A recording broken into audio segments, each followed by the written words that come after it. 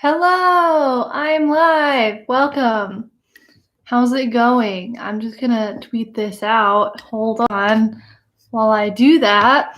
But welcome to my stream where I'm gonna reorganize my bookshelves. There they are back there. So this is gonna be a big task, which is exciting. I am just getting a link. Hello to the person watching. Getting a link. Hello. Welcome. I'm going to tweet out this link so other people know I'm here, and then we can get started. If you have any questions, let me know, because I need something to talk about while I do this, because it's going to be a long time. Come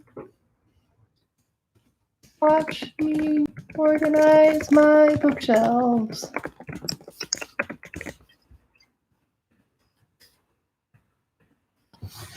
Okay. So, let's talk about books. I got a lot of them. Are we surprised? No. So since I got back from college, these books have just been sitting in a box over there. Actually, 2 boxes, because one of them was from Florida. So they've really just been sitting there for a while. Forgot I got this book. Fun fact. This is going to go in the unread pile, because the unread bookshelf doesn't need much change.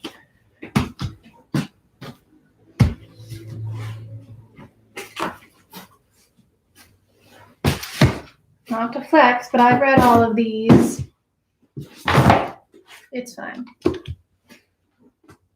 Another thing I'm worried about, can this bookshelf handle all of these books? Not the bookshelf, I mean the table where I'm putting the books while I'm organizing. It's fine. We don't need to worry about it. Box 1, done. And then also, there's all of the books on my shelf. It's fine. So, how is everyone's quarantine going? Mine is happening. I've gotten to the point where I need to reorganize my bookshelf. So, that's a point.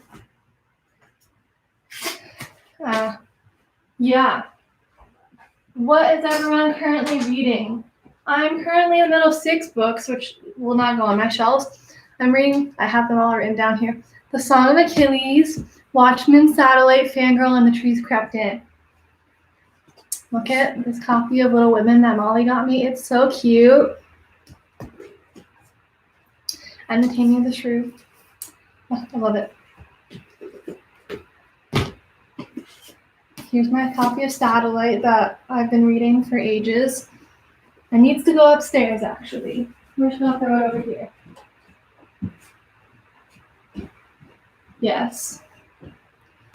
What else? I haven't been doing much recently. I had an astronomy test yesterday, so that was exciting. She said, even though it wasn't exciting. Also, I'm realizing I have a lot of college books, which I should have realized would happen because it's college and I'm an English major. But for some reason I didn't. So I'm like, wow, I have a lot of books. So I think I'm gonna make a shelf with just college books. So that's exciting. I've read this one.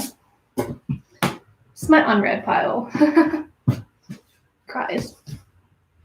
Okay, it's all very close to the edge here. I don't know why. Why am I making that decision? Okay, box 2 is done. It's very exciting. Where to start?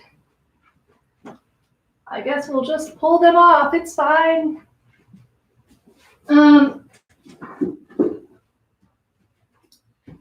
So some fun things. I'm editing a video where I watched all of the Marvel movies in a row.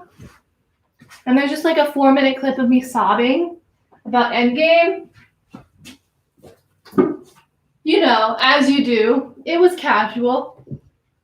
I'm very excited about it. I really like this video. I'm enjoying it so far, except it's 2 hours long. It started out 3 hours long. Now it's only 2. Never thought I'd say something like that. Only 2 hours, guys. Don't worry. But that's exciting. I'm hoping to have it up Monday, ? I also have a vlog coming of a day in the life, which is edited, and I was going to put up last night, but then I thought I should put it up after this because the YouTube algorithm likes to promote the most recent video, I think.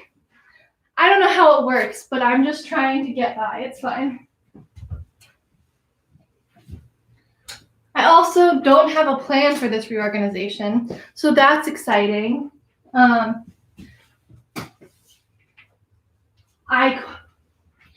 have no plan. Usually, I'm like, I'll sort them based on genre, but I feel like I've done that already. And the shelves that are really stressing me out are these, because these are like my favorite bookshelves, and I have a lot of favorites, guys. I also have a contemporary shelf right now, and I feel like they feel unloved because they're over there. And that's not logical. So, I need to get over that, personally. What are some of the best books you guys have read recently? For me, I just read Hank Green's An Absolutely Remarkable Thing during the Booktubeathon reading rush, during the stay-at-home one. I got the audiobook, and I didn't think I was gonna like it that much. Like, I had heard it was good, so I wanted to read it. So I got, the audiobook finally came in, and I was like, oh, cool. And then I was like, I'll start it. I sat there for 6 hours just listening to this book. That's how good it was. I did not want to stop. I was very shook. It was the first time, in a long time where I was like, wow, I just want to sit here and read. Which is a weird thing coming from me because I love just sitting there and reading because what else am I going to do? Go places? I can't. So that's a weird concept. But basically, it was just so good. And I was very shook. Wow. Highly recommend if you haven't checked that out yet because it's fantastic. I'm also going to have to move my computer at some point because you don't seem very safe right there. What if I broke this table? Not that I want to. I'm just saying I have a lot of books, and what if the table broke? I would have so much fear. Then open. Okay. Yeah. So that's where I'm at right now. I'm like, what if my table broke during this? I shouldn't jinx myself. So this is what I'm really scared about, is that I have some series where there's just 50 books. I keep my series together. Even in this move, I'm going to keep my series together. That just seems like a logical thing to do. Because if you don't keep your series together, you're in chaos. I don't know how some people do it. But now some of the series have gotten so long, these Rick Riordan books, he has 50 books. And the Shadowhunter books, there's 50 of them. How am I supposed to keep them together? I know some people just have a whole shelf of one kind of book. And I'm like, good for you. I don't have that much space. So we'll see how that goes. I love Rick Riordan. As if none of us knew that. Also, exciting news. I'm almost done with school. Yep. Next week, I'm trying to make it be the last week of me doing things. I say trying because my teachers are really trying to stretch this out as long as possible. If the school year we're still going on as normal, which I know we're in chaos, so that's not happening. But if we were, perchance, in a normal school year, my last day of class/exams would have been April 29th. That's right, next Wednesday. because I have 3 English classes, and so most of my finals were just like essays that you would turn in before the last day of class. So then my only final exam was astronomy, which was on the first day of exams, the 29th. But now all of my teachers are like, let's continue having class, which is fair because like we missed a whole week. But like I was really hoping to be done on April 29th, and I am not gonna be, I don't think, because I have stuff due on May 5th. That's a whole lot more commitment than I was ready for personally. So I don't know about you, but I'm kind of upset about it. It's fine. It's fine. I'm not bitter. She says, being very bitter. It's been a hot second since I reorganized. And like I say this, and like I know the last time I organized was like last year. But for me, that's a long time. You know?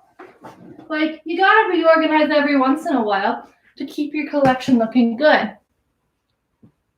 This book series is fantastic. If I haven't talked about it enough, read it. These piles are all very precarious. A stile. They should remake the Shadowhunters, like in a good way, because like the movie was okay, but then they stopped making the movies. And while I know the movies weren't like quality, they could have done something fun with it if they continued. Like I know we make fun of them a lot, but the movies weren't that bad. Is that a hot take? I don't know. But like I watched like 1 or 2 episodes of the TV show and I could not continue. I don't know if that's tea or not, but the TV show wasn't very good. I know there are some people who are like really big fans of it. I'm sorry if I'm offending you. Because I personally not a fan. Also, I read Queen of Air and Darkness the other day during the Retubathon reading rush. Because, you know, that's what you want to do. When you're trying to read quickly, you want to read a 900-page book. Adds up, doesn't it? Says something about me. But I read that and it was really good. I had an audiobook for that too. So, like, I just listened as I went about my day. And wow, like the first 200 pages, not that great, gotta say. Like it takes a lot to set it up. You're like, when is the plot gonna appear?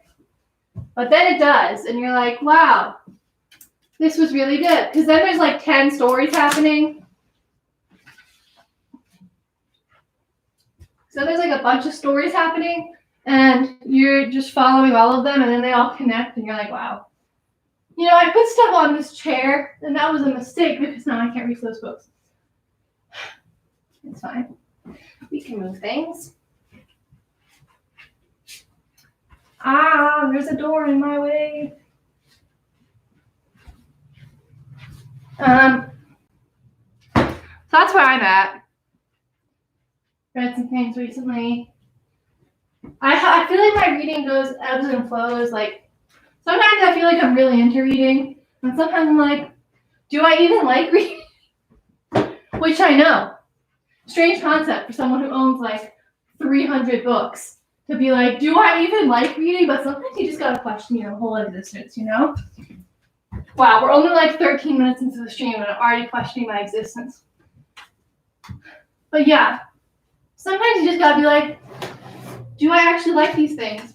Or have I just told myself that I like them so much that like that's my personality now? That sounds so dark, but that's where I'm at.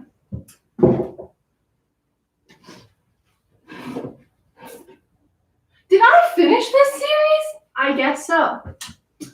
I forgot reading the 3rd book. Though I kind of have a vague memory of reading. Oh. Am I only this far in? What? Am I discovering like hot tea? I don't know. It wouldn't be on the shelf if I didn't finish it. But like I remember the second book and reading that and like being at the end and be like, wow, the tea. I gotta continue. But then like the third book, and I know there's a fourth book. I'm not at that point where I'm reading series that were finished and now they're continuing. I don't know, that kind of bothers me. Like I understand some people might have more of a story to tell. But then why did you originally say, okay, series over? Am I wrong? Like they're committed. And I guess like I am more lenient towards like Cassandra Clare for doing that because she, like the first time I remember reading the first 3 books and then I was like, the first 3 books. And I was like, those were really good. And I was like a big fan. And so I read her other things. And then I just like walked into the bookstore one day and saw more books and more instruments. And I was like, hold on a second. Hold the phone. What are these? And then that's when I learned that she had written 3 more books in this. No, that's a lie. The other 3 books were out. It was like 1 or 2 more. Like City of Fallen Angels was out. And then I think City of Lost Souls had just come out.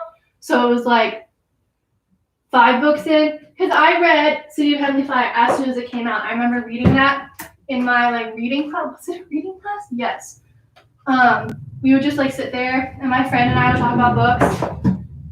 And I would carry around all my books because this was middle school. And it was a fun time. Everyone knew that I liked reading, but like everyone else liked reading at the time, so it was cool. What a concept, reading being cool. Yes, my current friends don't like reading, which is a weird thing. But like, it's fine. We can't bond over that. I say current friends. I don't know. My college friends, you would think I would find people who like reading in college. And like, I know a few people who like reading. I'm sorry if you're watching this, friends. I'm not shading you. Like I am, but I'm not. Oh my God, there's a bug. Ew! Ew! Ah, I wasn't prepared for that. I'm mentally hurt. Why is it? Sorry. I'm so grossed out. Ah! It's dead, obviously, but like, gross. Where was I? My friends don't like reading. That's true. They think reading is for nerds, and I'm like, facts. I am a nerd. It's true. Shows that I do need to clean these shelves because, like, bugs.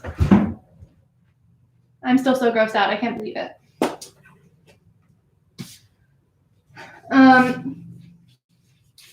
What else am I doing? I feel like not much has been going on with me. Like, I'm in quarantine. My parents think I should leave the house to go somewhere. Like, where am I going to go? I kind of want to bake bread. Everyone is, like, making fun of people who are baking bread.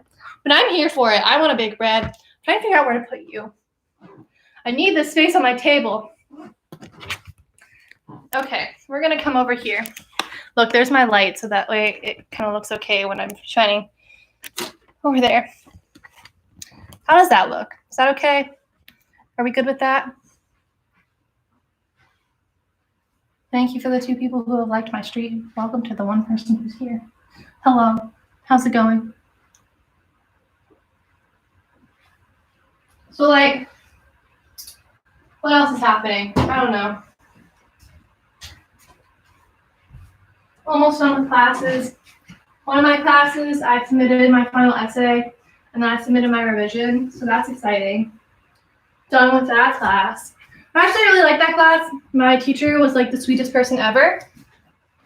She let you revise your papers after you submitted them. Like you would submit them, she'd give you feedback, and then you could edit it based on the feedback, and then you could get a higher grade, which is fantastic because it makes it less about the grade. Like you might not have gotten like you might have gotten like an okay grade in the first paper, but then it's like it's okay because there's like you can revise it and get like a way better grade.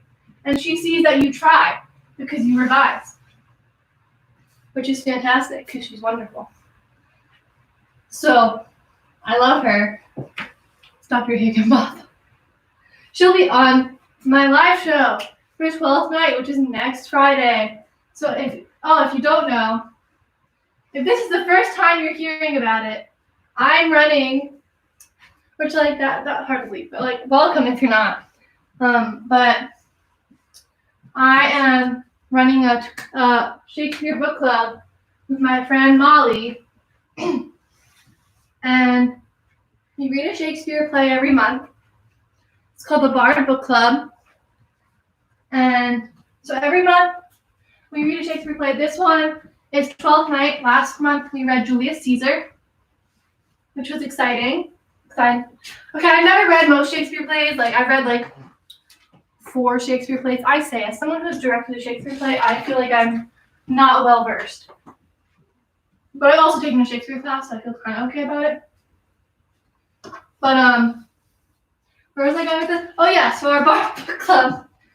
It's very fun. We read a play every month. This is our second month. And so we have a read through, which our read through for 12th night was last week. So if you want to check that out, I'll put the link in the description. And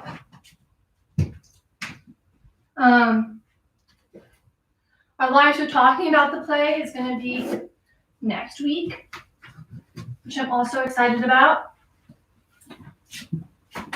because then we get to talk about it. And we also watch a movie adaptation every month, which we just watched our movie adaptation of 12th night yesterday. We watched the 1996 version with Helena Bonham Carter and some other famous people that I was like, wow, you're in this movie. I didn't realize that, which happens to me with most movies because I recognize them and I'm like, ooh. It's like overlap, but just with the actors. Also, what I learned from that adaptation is that the fool is the true main character of the play. He's just like everywhere, and you're like, what the heck? I have so many books. It's fine.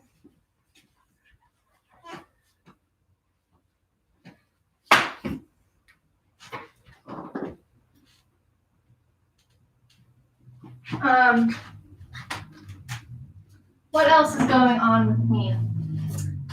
I don't know. Sometimes I feel like I'm a boring person. I'm like, what am I going to talk about? Who knows? That's why I was like, can I do this live stream? But like, we're here. We're doing it. I'm committed. And I have a lot of books. It's fine. So I got all the books off that shelf. Now we need to take off these books here. And then I'm done. Like, okay, so I have all my unread books over here. And I just need to add the books that are unread that are from like college and stuff. We'll move those over here. And that shelf will be done. Because I kind of like just having it organized by author. That's nice. Because then I can just... It's like a library almost. Okay. I'm procrastinating because I don't want to take these books down.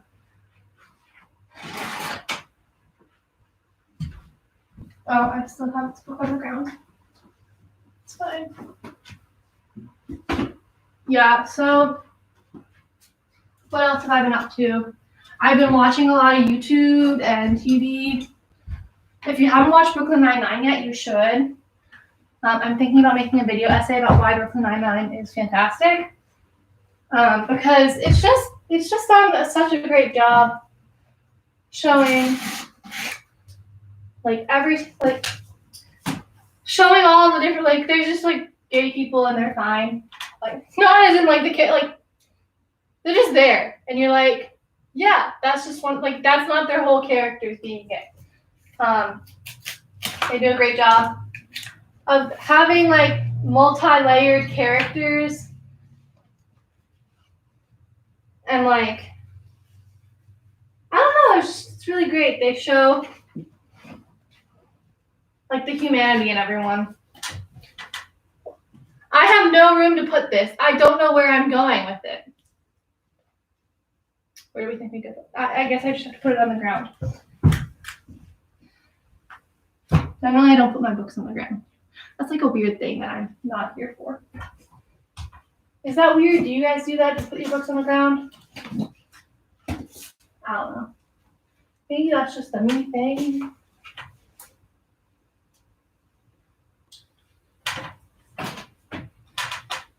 What was I doing? I don't know. R.I.P. that book. I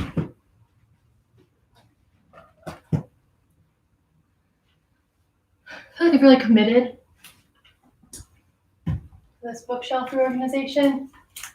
And that could have been a mistake. But I've been telling myself I need to do this for like a while. This isn't new information that I need to organize this.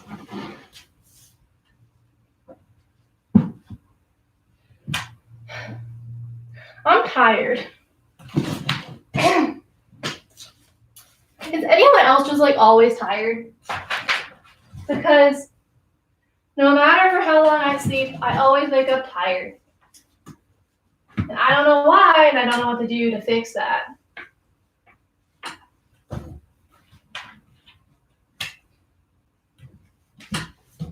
There's also, okay, I don't know why, but this bookshelf like extends.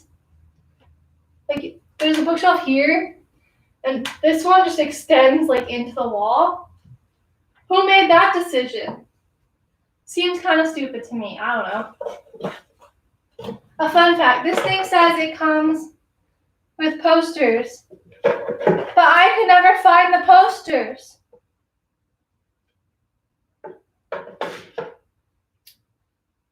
So that's going on with my life.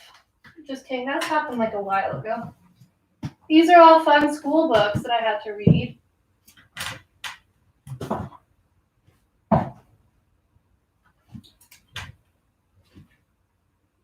Some of them are even from high school. What a time, remember high school? I say that as if it's been so long, but actually it kind of has been. Wow. My mom said I can move her stuff on this shelf. This shelf is now mine. I don't know where I'm gonna put it. Let's put it on the ground over there with her stuff.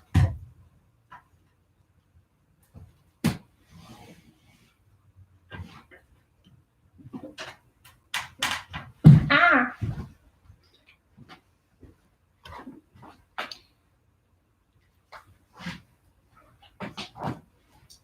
Fun facts, I've also started learning how to play the piano, which is something I didn't think I would do in a million years. That's how you know quarantine is getting to me. Because, I don't know, I really was, like, I started learning how to play piano when I was little, and then I just kind of stopped and never picked it back up. And look at me now, playing piano. Not like now, but like, in general. I did it. I mean, there's still stuff over there, but I'll leave it there. Wow, I don't know where I'm going. I guess I need to clean the shelf. There's that book. Literally, I think about it, and I'm like, So, have anything you would like me to talk about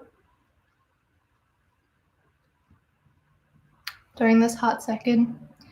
I'm just chilling here. I have a Mouse Rat shirt on. I've been rewatching some episodes of Parks and Rec, like the 5th time in a row. It's a quality show as well. Yeah.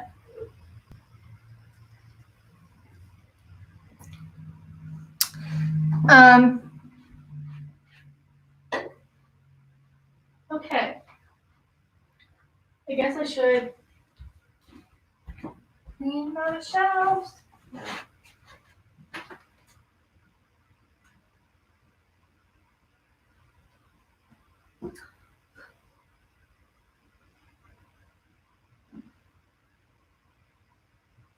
guess I could just choose the ones that I haven't read and I put them on the shelf first.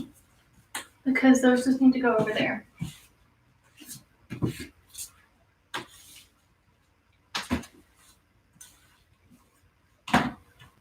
What I'm seeing is there's a lot of books I haven't read yet. It's fine.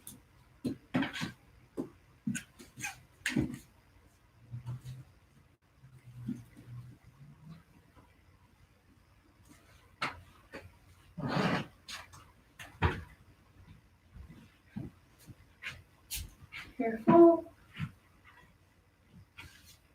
How am I going to put this down?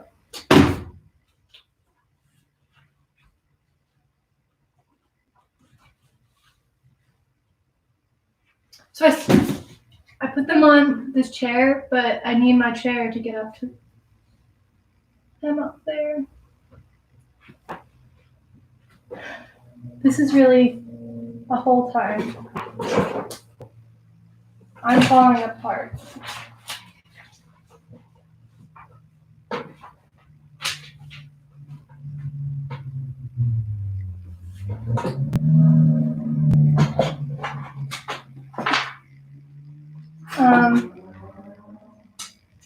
Some noisy cars out there. Yeah.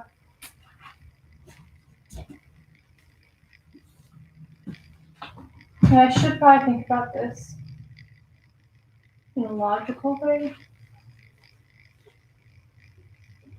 before it looks nice. Okay. A.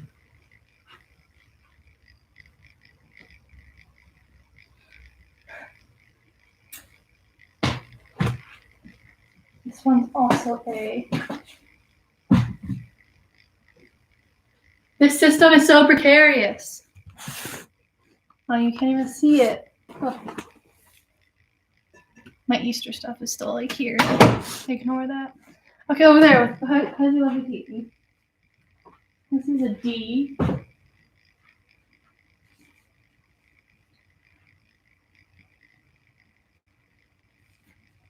R, S. Does anyone else have to say the alphabet every time? Is that too random? I don't know.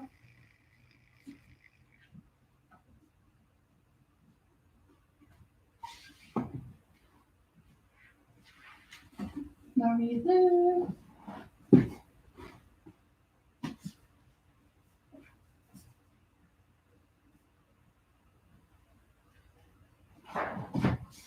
Now, there's some drama happening on book Twitter. I guess we could talk about that. It's all going down over there because we're all on Twitter instead of reading. Like, what's her face? Mackenzie Lee was like signing other people's books. Like, I don't think it's a bad thing. Like, okay. Here's my hot take. Is like I think it's fine to like sign a book in the sense that like if you really like an author, that's your book. You can do what you want with it. Whatever. Not if you're an author. Like if you're a person, like this is my copy of this book. Like this book is just a random example. Like I can do what I want with it if I want my friends to write their names in and stuff. Like whatever. I think where it goes too far is where she and like I even like was a fan of some of her draw. Like she can draw. Like that's good for her.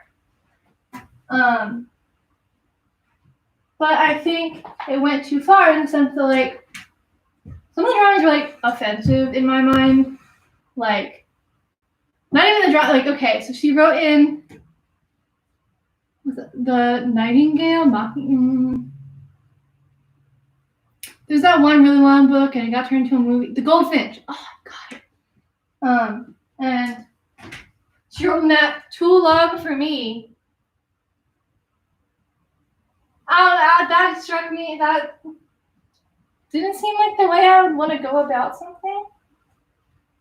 I just felt like that was a weird way to put it.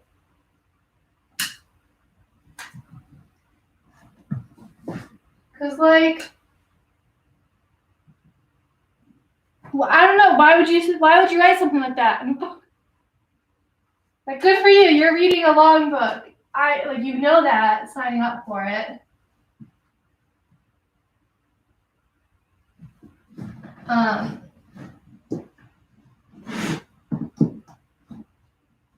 That just, like, some of the comments. Okay, I don't know. Sorry, that book is too tall for its own good. Some of the comments like that kind of struck me in poor taste. And also the fact that she's like signing through their names, kind of not cool. Which is a bummer because I enjoyed her book. I know there's problems with it. But like at the time, I thought it was a fun time. And like, I don't know. People like to bring up problems with everything. But like, yeah, with that situation, it didn't really seem great. And like her apology, where is it?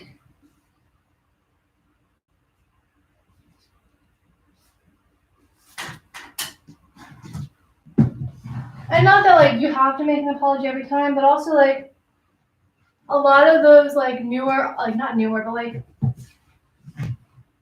more marginalized authors were having like her fans like go onto their Goodreads page and be like, oh my god, she sucks. Like she doesn't like Mackenzie Lee, like, oh my god.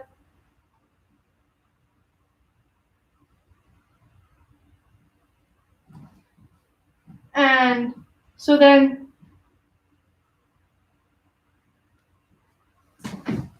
like they would just give her like 1-star reviews and stuff because she called Mackenzie Lee out for what she was doing and how she wasn't a fan of it because she signed one of her books.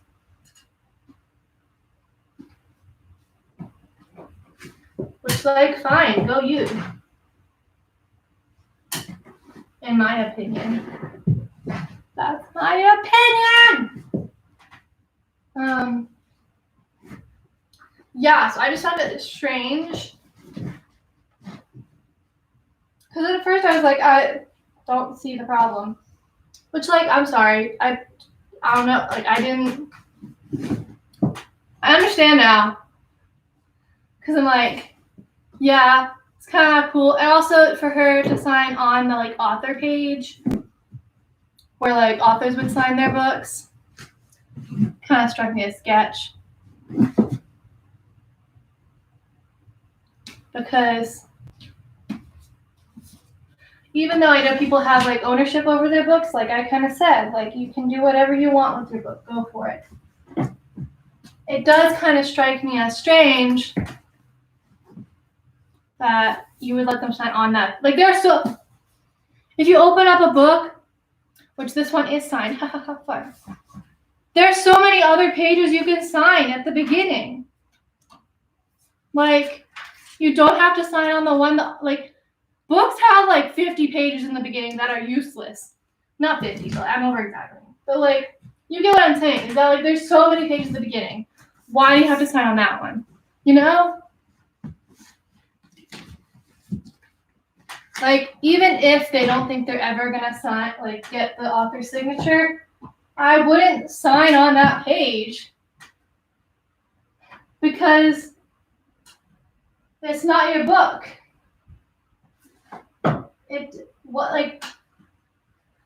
I don't know. I just find it kind of weird when it's like, this isn't my book.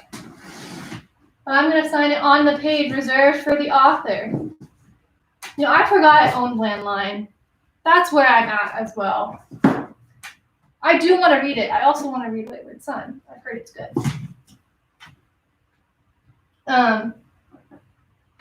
Or was that? It's weird, yeah. I'm smelling some hot tea here. I feel like. I just find it straight. Yeah, I feel like I'm all here for you just doing what you want with your book and like having people write stuff in it. And like, if you enjoy, like, go for it if you want to. But I feel like, I haven't commented on this on Twitter at all, but I feel like there's a line and she crossed it. Because, where does this book go?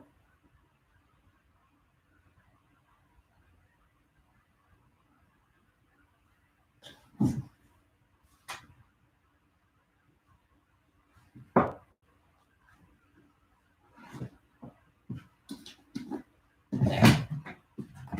Yeah, so I feel like it should, kind of bothers me. Like, I don't think that's really cool. One of my favorite things is to rearrange bookshelves when I have the time to relax and enjoy it, especially if I'm saying, I forgot. Right? Like, when you find books that you don't even realize you have, what a concept. Like, I can look at these shelves all day, and then I'm just, like, going about my time, and then suddenly, there's a book I forgot I owned. It's a cool time. Quite magical. Sometimes it gets kind of stressful when you're reorganizing, though. Like, when I'm at this stage, and you just, like, look over here, and I'm just like, you know, there's a lot going on there. But it's fine, because we're having a good time here.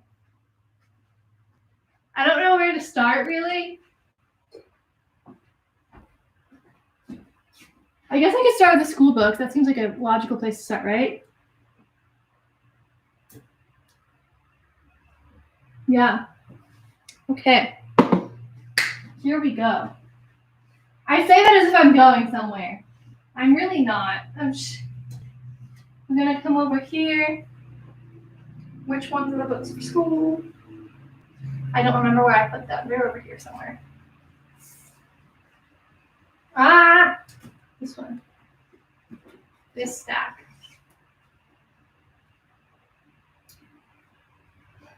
Okay. Where are we going to put them? I guess we can put them right here. What's also fun about finding books you don't realize you have is that you find more books to read. It always takes way longer than you think it would. Facts. Sometimes I'm like, I'll just do a quick reorganizing. And we all know that's a lie. Like, we all know it's not quick. And, like, that was also one of my hesitations when I was doing the stream. I was like, do we really want, like, 3 hours of me organizing my bookshelf? I think not.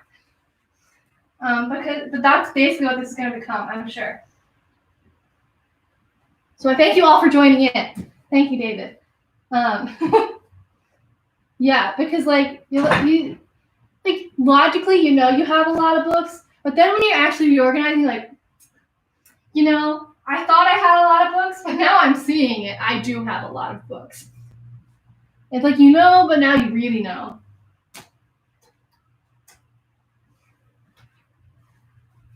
Yeah.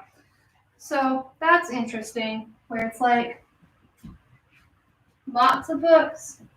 This stack is so precarious. It's fine. We're living. Now we're just gonna casually move this here.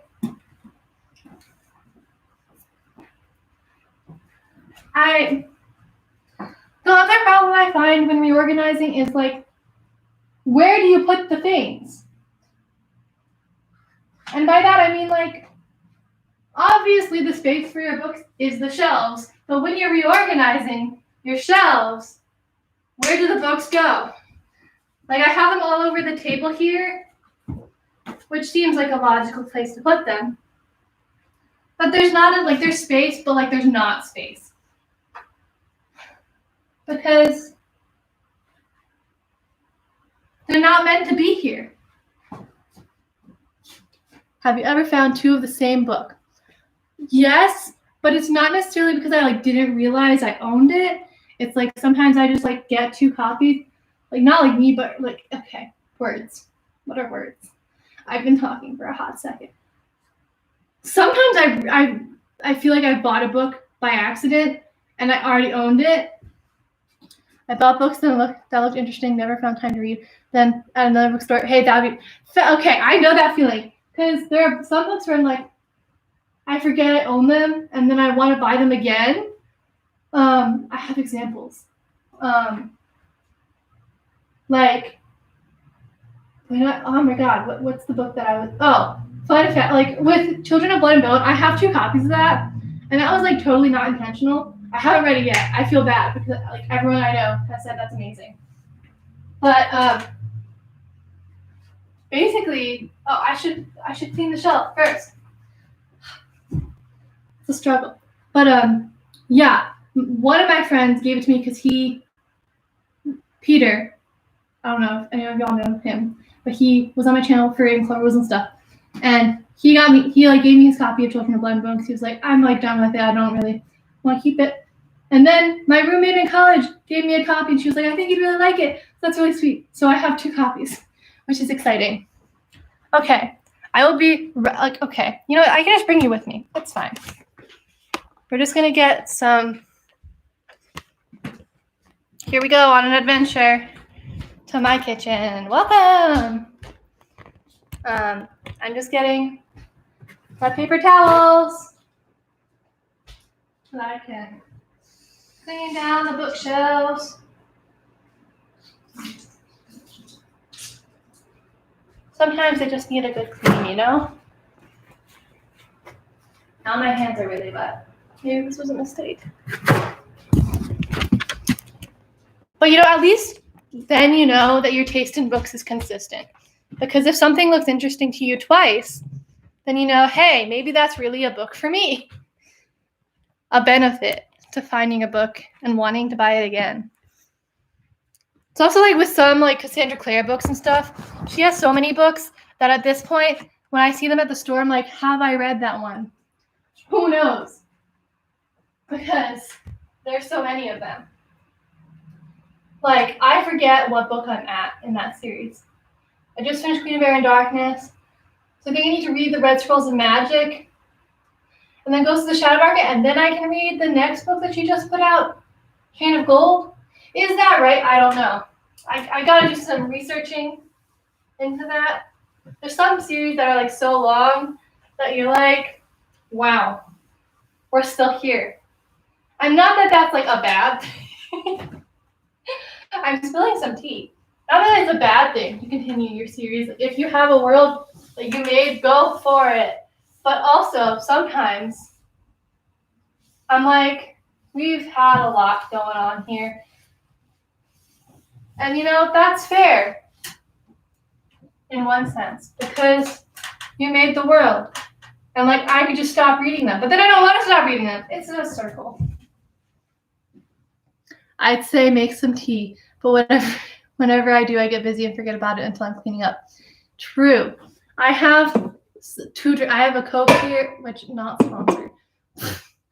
And then I have water. So I have some stuff to drink while I'm going on here. Maybe I'll make tea though. That does sound good. Okay. I have great fear that like all of the books are gonna pop up. It's fine. I'm fine. I'm afraid to get to the shelf with the bug on it, guys. Like, it's up there and I am intimidated. Not because it's like scary, but because it's a bug. It's gross. These shelves are really dirty, is what I'm learning. Clean your bookshelves, people, because they can be dirtier than you think.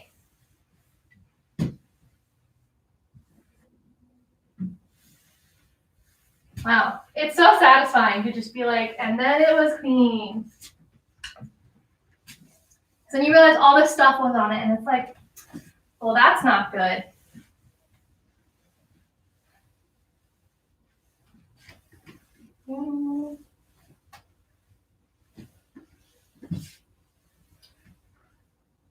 A weird thing that happened to me.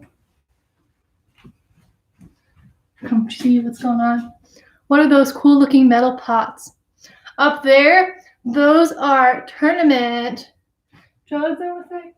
I think one of them's a trophy because my parents are golfers. So I think one of them's a trophy. And then the other one is like an ice bucket. And they should be cleaned. My mom and I were talking about this the other day. She was like, if they were like nice looking and clean, then they would look way better. But right now, she kind of wants to get rid of those. Fun fact, she wanted those ones specifically. Because I said I needed another bookshelf, probably because my book collection has grown since the last time I organized my bookshelf. So I was like, hey, like, I probably need another one, which I'm just slowly taking over is what I'm seeing here. Because originally, I just had like, originally I just had like 3 shelves here. And now I have 1, 2, 3, 4, 5, 6, 7, 8, 9, 10, 11, 12. 12 shelves. That's a lot of shelves. This bug. I can't deal with it. We're going to clean that shelf last. Are there any bugs up there? No. Yeah, so where was I going? Those are, tournament golf things. That's what happens when your parents are golf pros. Ow!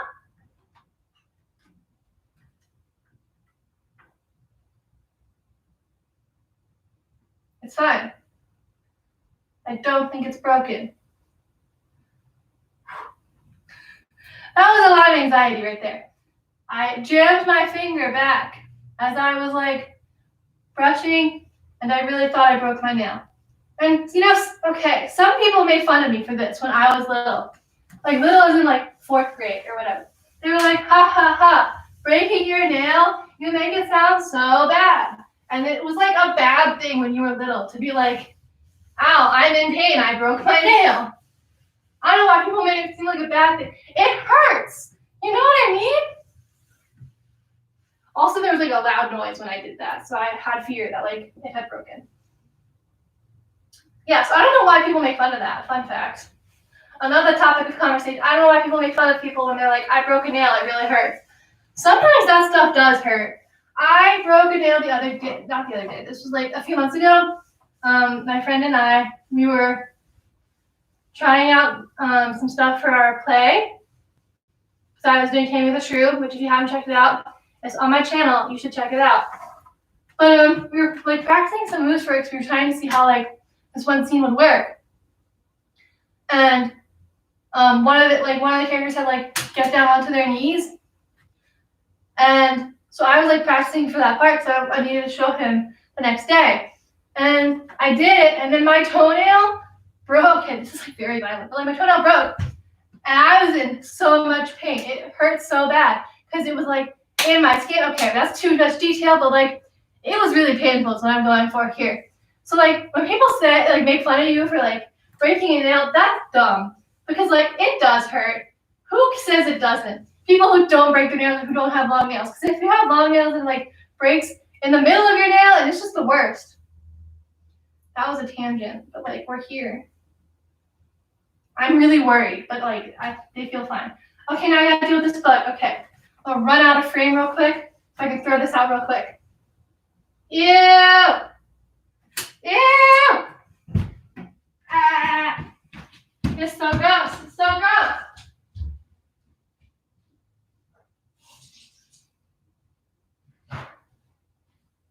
I'm so grossed out right now, guys. Ugh.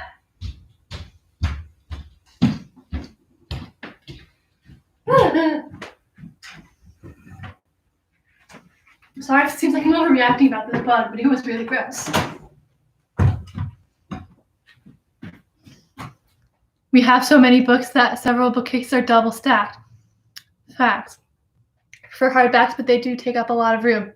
True. I really love hardbacks, so most of my books are hardbacks. I would say like 70% of my books I feel like are hardbacks, but they do take up a lot of space, which like not great when you have a lot of them and not that much bookshelf space. It's dry. Cool. Yeah, so it's kind of hard when you run out of space. These are luckily built in, so like use quotes from Tennyson short paper. I did that. So luckily like these are built in to the walls. So I didn't have to do any building because I don't know how that would go. And I have space for my books, which is good. But where was I going with that? Oh yeah, double stacking your books. I don't think these are like thick enough. I don't think these shelves are thick enough because they're built in. I guess I could, but I don't need to. Considering the concepts, it'd be a little hard, I think, for me to do that. But if you look here, like that's not enough space for another book, which is fine. But yeah, I feel that the struggle is real when you have a lot of books and you just like don't know where to put them. Oh, I do. Oh, like a not so fun story. I ordered this book twice by accident for class. I needed the Metamorphosis, and I don't remember what happened, but I ordered it twice, and then it arrived, and I had 2 copies, and I was like, we don't know why. Hi, books and tea and movies and popcorn. Welcome to the live stream of me reorganizing my books. We're finally getting to the reorganizing part. Here's all my other books. They're like all over there on the, yeah. There's a lot of stuff going on here. And I just cleaned my shelves, and the TBR shelf is looking good. Not much change. Like we're not looking at that angle. Also, it's like it's hard to reposition the computer. I don't know how some people do this.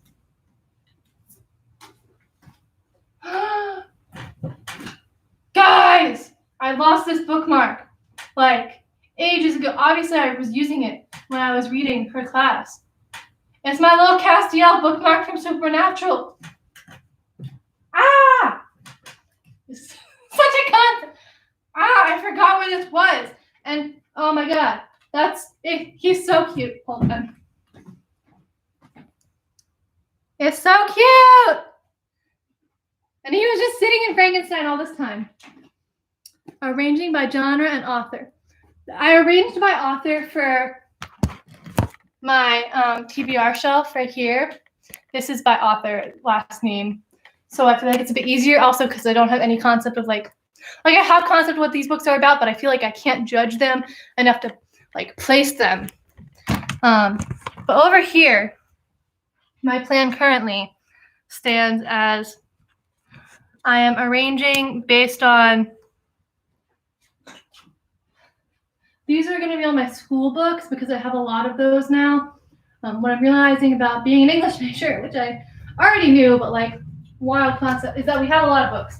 So this shelf, I believe, is going to be for all like school-related books. And then I'll probably arrange somewhat by genre. That's always kind of how I do it. I'm just intrigued because I kind of want to mix it up a little bit, which is going to be interesting because I haven't done that in like forever. I should also have this book. Is that I want to mix it up a little, and I want to put, okay, so in my past, history lesson for Bridget, people watching Bridget, is in my past, I have always organized where like my Percy Jackson shelf and my Harry Potter shelf are like there, and then like my Shadowhunters books were there, and like, I don't know, I have like a very specific way of doing it, and I want to like mess with that. Which is hard considering now those series are so long that I'm like, I don't know how I could do anything differently at times. But like, you gotta try, you know? Is that small book over here? So I want to kind of mess it up a bit, change it up a bit. I got these books because I thought I would need them, and then I dropped the class. I need to sell them, but I don't know how. I know logically how. Like, I need to like find people during like at the beginning of the school year. It's just a little rough out here for a player.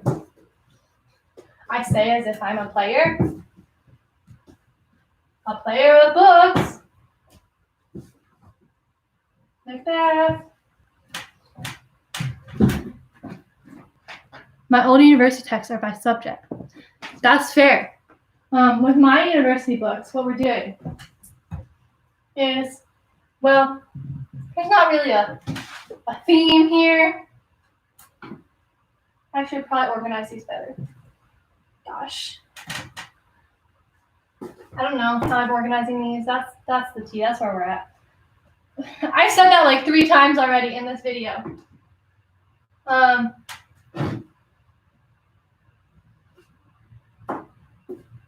So these are books I have for high school. Oh my god, I could have a majors pile. I don't know why I have this like big great idea right now. I have a pile for all of the books I read for my major. What a concept. That'd be fun. I guess I'm organizing it kind of by like class. Like, these were my books for this class. And these are my books for this other class. That's exciting. This book is really good. Writing screenplays that sell. If you're looking into writing screenplays, it's a fun time. You know, I really wanted that book to be on the bottom. But we're here now, and I think that works better.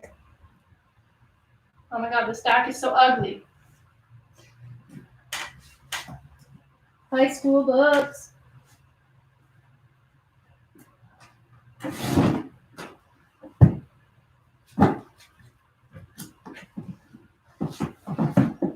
Okay. You ever had that moment when you're like reorganizing, you're like, the books, you gotta just come with me now. Does that make sense? Yes.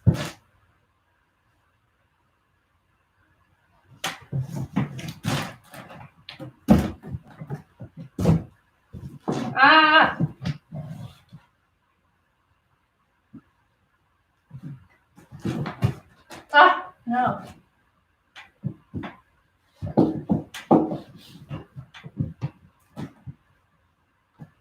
Books, you gotta listen at some point.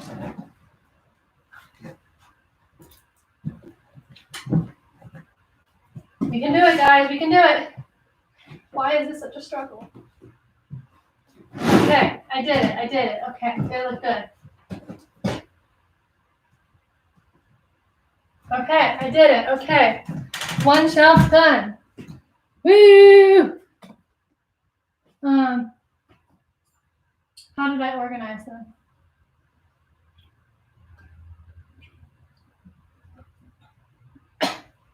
I have more Wolf books than that. Where are the other ones? I don't know. I guess if we find more books for a subject, we can just come back to that. Okay. Next shelf. I don't know where to start, guys. Okay. Let's go over some more history. Last time, I had all my contemporaries up on that shelf because I don't own that many contemporaries. But then I felt bad. Not like bad personally, but like bad as in like I felt like some of them deserve to be on the big bookshelf. I've got little figurines of cats or otters on bookshelves also, guardians of the books. Oh, that's so cute! I have a few little knickknacks that I like to keep on my bookshelves. Like I have my Doctor Who sonic screwdriver and my Shadowhunter cards and the stele. Just kind of stuff that are like fandom stuff that I put on my bookshelves. So that's exciting. Okay, there's books on the ground. I forgot. Okay. An idea. I could put the books I don't really like onto this shelf, and then I won't feel bad that it's over here. Wow, what a concept. That really separates the books. Oh,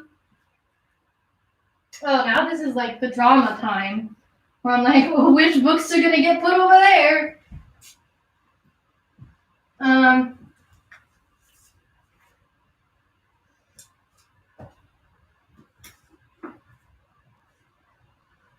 These ones. read a book and I think I like it, and then looking back, I'm like, it wasn't that good. Bummer, you know?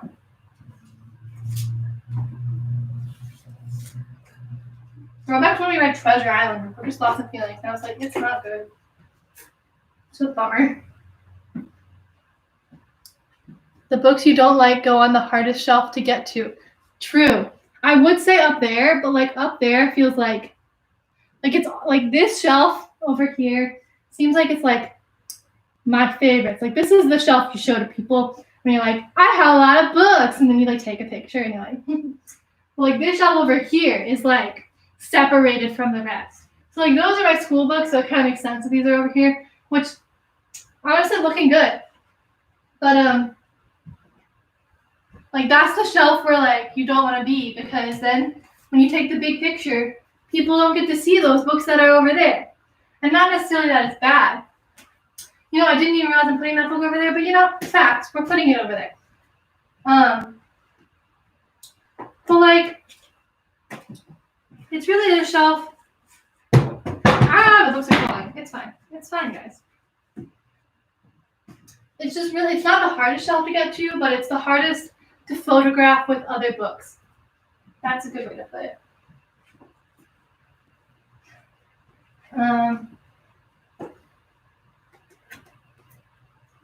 So I don't really want these books over there, but I don't want them to go on like the bad bookshelf. Wow, just like all the drama, I feel like. All the drama is going down in this live show. Tall, I meant Nargle's causing typos here. Yeah. The tall shelves are for oversized books. Yes. Sometimes I don't follow that though, but not by accident, but like it. So these books aren't school books, but I'm gonna put them on school. I got them in school when I was a child, so we're gonna put them there because I feel like they don't fit with the rest of my books. Fun facts.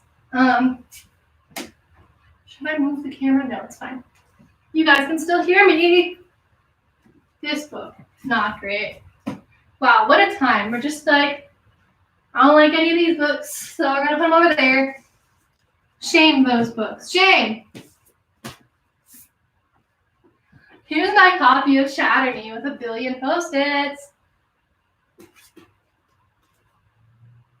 Okay, man. Yeah, same.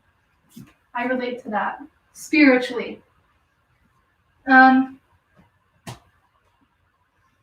like stare, like you ever have a moment where you're just like staring at your books and you're like, which ones do I want to move?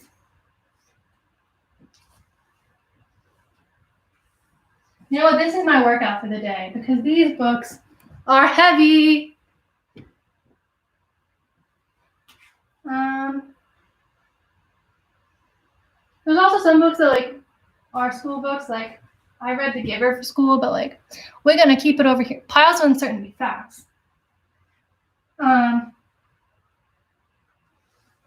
just kind of standing here. This is the point where I get overwhelmed.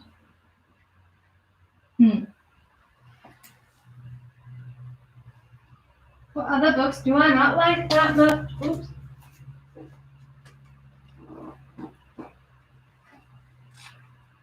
What if I just put a Legion over there? Jokes. It's fine. Somebody, when you see a book you don't like. I don't know if you can see that, but it's Cena. Okay, I need to start putting these books up because this pile is going to fall.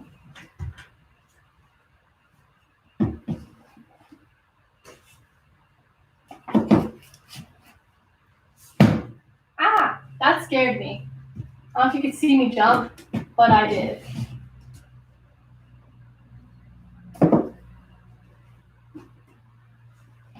I don't know how I'm organized. I'm just kind of throwing these all on the shelf. I guess we can kind of figure out once we get there, right?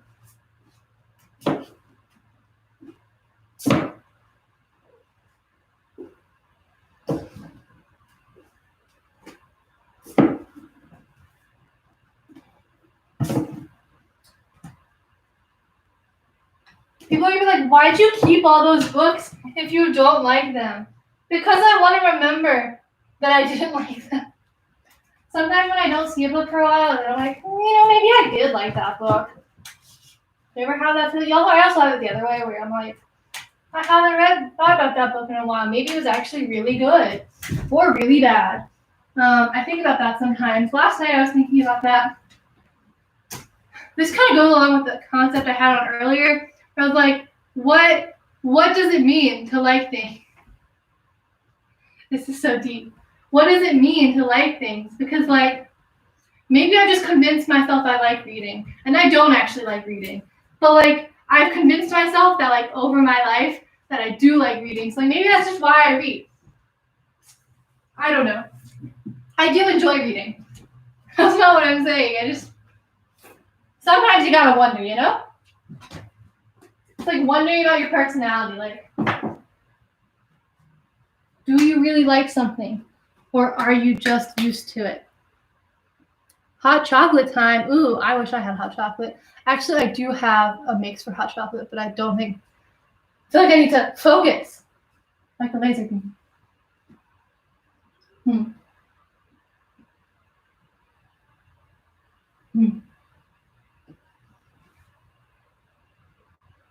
Okay. What if I added...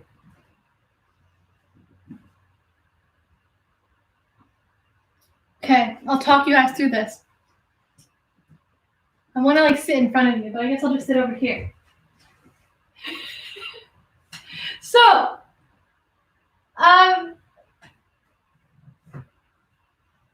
okay, going along with what I was saying. Sometimes I feel like there are books that I was so into 7 years ago, and I'm like, wow, they are so good. And then you get 10 books in the series, because the series go on forever, especially 10 years ago. And now 7 years later, I'm like, did I actually like those books, or were they trash? And maybe I liked them and they were trash. Maybe it's a double thing where it's they can be both, and you just liked trash books, Bridget. Facts. But controversial opinion. I loved Twilight. I did not think it was trash. I know a lot of people will disagree. Maybe I should move closer so I can read what you guys are saying.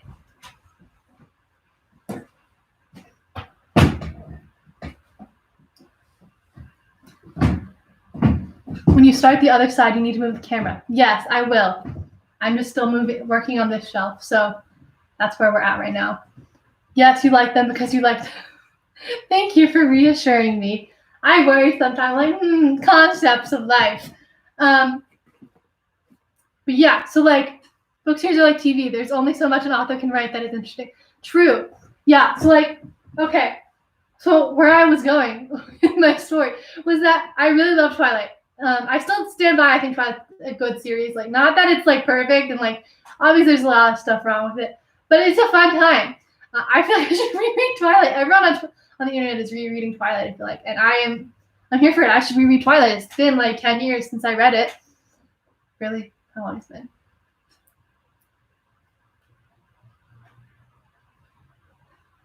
It's been 11 years since I read Twilight, really. That's a long time, guys. I read that series when I was 9. I read it in 4th grade. We really out here. I'm really out here. It's fine. I feel like I should reread the series. Anyway, I thought they were good. So I'm not going to put them on this shelf because I really enjoyed them, and I was really into Twilight. I was really into Twilight, guys. Gosh. But then post-Twilight, I wanted to find all of the books that were similar. So naturally, I got into paranormal romance. So I read the Vampire Diaries, and I read them until I got into the TV series, and then I stopped reading them, and I just read this, and I just watched the series. Hey Molly, how's it going? I'm talking about how I love Twilight, and how I then read a bunch of paranormal romance after I read it. Facts. So then I read a lot of the Vampire Diaries, right after I read Twilight, and then I stopped reading Vampire. And I also read the House of Night series. which was a time. There's like 20 books in that series. There are so many books.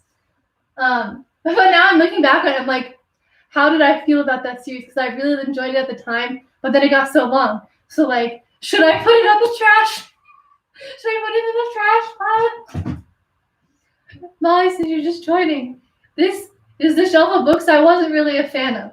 Well, like I was a fan of those books, but they need somewhere to go and they're kind of trash. So like, do I put them there? Some stories are great because they open up a new world to contemplate. Doesn't mean you'll always find them interesting. True. Sometimes you need a certain story at a certain time in your life. I feel like it's been so long that I need to put them over there. Wow, the drama. There's been a lot of drama in this stream, at least in my opinion. I'm not very drama-filled, but, we've been smelling some tea. I talked about the author signing the book on Twitter. We talked about the books I don't like. We're just out here. What if I put Divergent over? No, it's fine. No, Divergent's kind of trash. Really, just a rip-off Hunger Games. But this series was so chaotic. What if I just reread it? I'm just wanting to reread everything recently. I just had the feeling where I'm like, what if I just read all of the books I've already read? Fear doesn't shut you down. It wakes you up. Divergent. I am Divergent. As bad as the series can be, there are some iconic lines that you can't forget no matter how hard you might try. Okay, I don't remember the order of these books, and I don't want to get it wrong. I was such a big fan of these. Oh my god. There's so many books. Volume 1, Volume 2. These books are so chaotic. They had so much going on. Honestly, I should just get back into paranormal romance because I'm out here. I remember when Tolkien's Lord of the Rings was published. Amazing world, then a plethora of copycats and not as well told. That's Divergent to a T. They went, we need more. Like the Hunger Games. And then Suzanne Collins was like, but I'm still writing the Hunger Games. And they were like, yes, but everyone loves it. And then Veronica Roth was like, hey. And then there came Divergent. Oh, hold on. These aren't in order. As much as I will call these books trash, they need to be in order trash. Okay. Well, okay. Something I don't understand about books. Why can't you just have the number of book in the series on the side? Am I right or am I right? I will not take any suggestions for this. They need to put the number on the series on the side. I'm so bothered by this. When they don't do it, I'm like, you gotta like look inside the book and it just gets complicated. Oh, where's the list? Oh, okay. Untamed, hunted, tempted.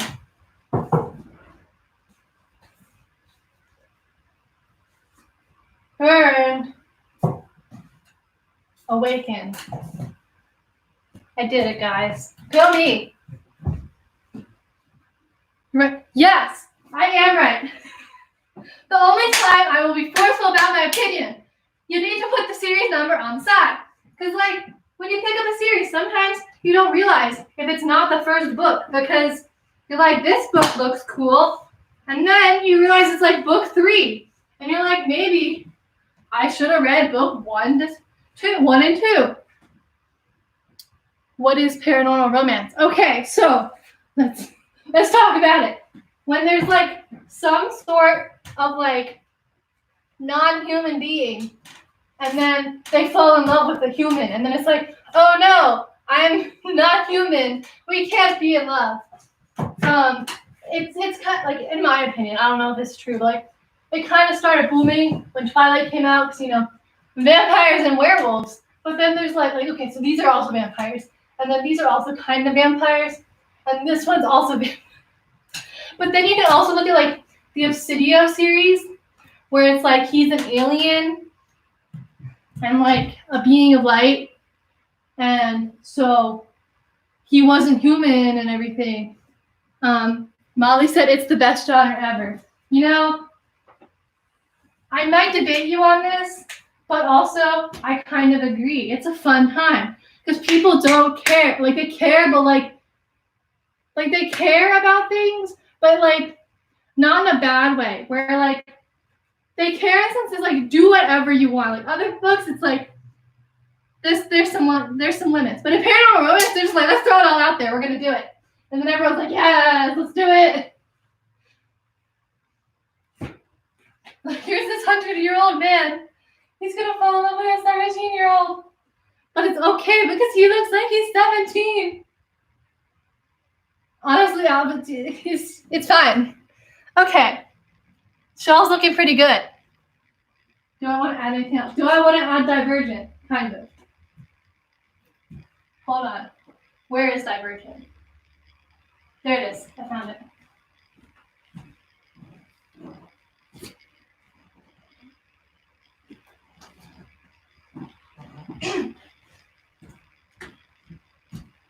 Okay, here we go. Divergent is going in the trash pile. Sounds kinky. It is. Yeah. Okay. Let me put this one on top of that one. So we got Allegiant, which I have a signed copy of. Fun facts. Why was Insurgent the only one to get a shiny copy?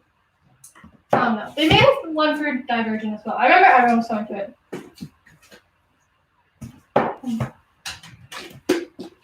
All I can think of when I see this book for is when Christine from Plum Bananas Books was for the one Booktubeathon, when it was called Booktubeathon, like 3 years ago, she made her TBR video and she was like, so there's this challenge and I'm going to read 4, a Divergent collection.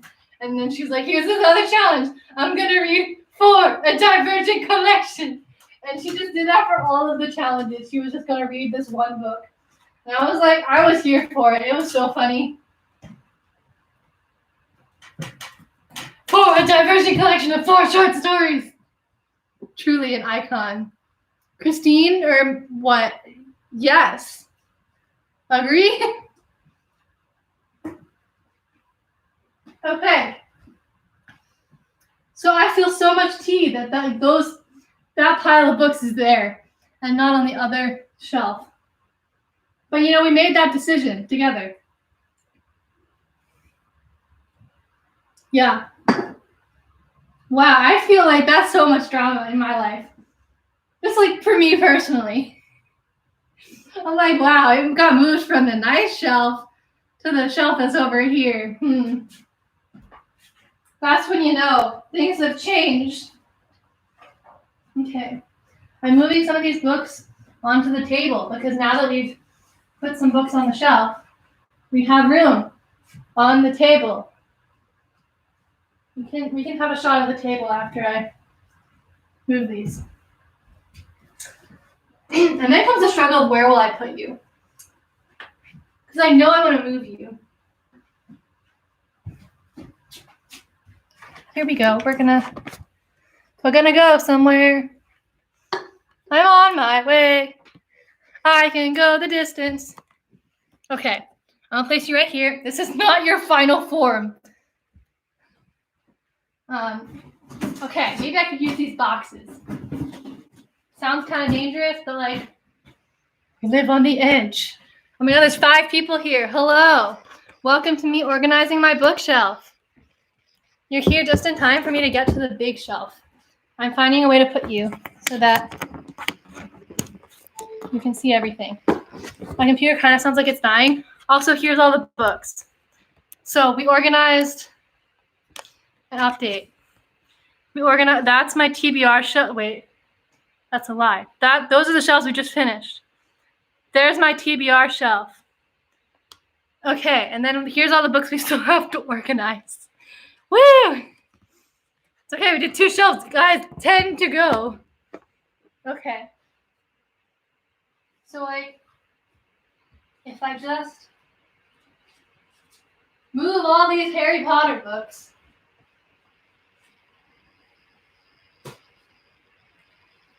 then I can move this chair and you'll be able to have like a great view of my bookshelves. Where do I put this? You can just that works. Okay. Welcome to my bookshelf. Okay, there's some golf clubs over there. Ignore them. So, where should I start? Good question. I guess we can start with my favorite books because I have some favorites. They generally go in like these two shelves because these are the ones that are like most likely to be seen. Like if I'm filming, you're gonna see this one, and then like you kind of see this. That one, less so, and this one is also like, easy to reach. So like, not that I take my books off my shelves that often, but like if I were to need to like get to them, easy access versus less easy access. So like the easier access, the better the book. Yes. So okay, I guess we gotta start with Harry Potter. Okay. I say but like we're here.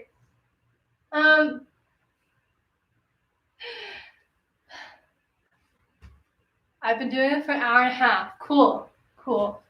I'm just looking at the time. It's fine. Ignore me. I could start with Harry Potter or Percy Jackson.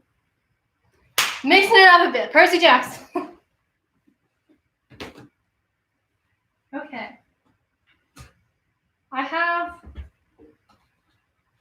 There's some series where I just have like 50 books and I'm like, we out here. Hold on, okay. They're gonna go into that shelf up here. Like this one. The best shelf, because they're the best books. But first, where are the rest of the books? That's not all. Where did I put them, guys? Over there. I found them. You gotta get to them. Wow, this whole room is a maze right now. It's fine. This whole pile is like Percy Jackson books. Y'all, I'm slowly dying. Okay, they're not all Percy Jackson. Some of them are Mad Catch Cheese. Oh. No. Mistake. Here we go. Okay. Are there any other Rick Riordan books I want to include? Percy Jackson's Greek Heroes. I never finished this book. Should I continue reading it right now? Not like right now, but like soon. We're gonna set it aside. We'll put it right over here for me to read later. I'm already reading 6 books. So what's one more? No.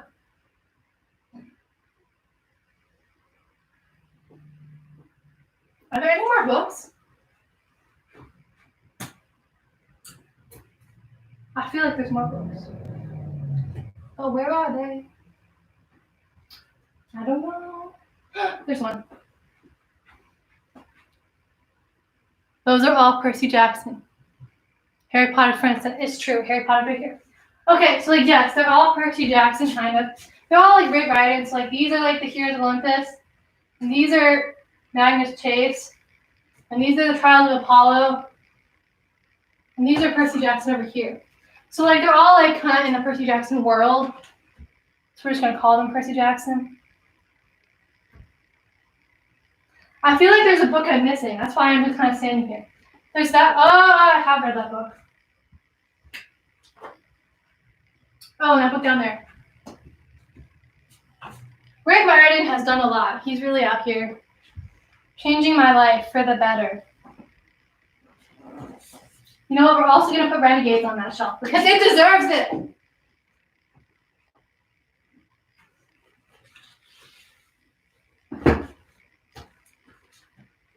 Where's my other Renegades? That's a good question. This is the point where I'm like, where are all of my books? Here it is. Arch enemies. Okay. So, folks, I don't know why I have curves on my intro stuck in my head. How do we want to do this? Okay, we're gonna put Percy Jackson over here. Mix it up a bit. That's not where it was. See, this is, yeah, okay.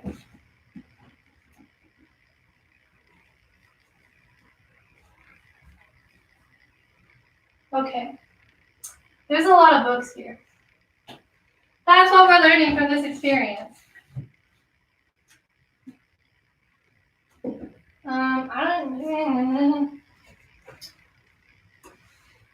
Fun facts.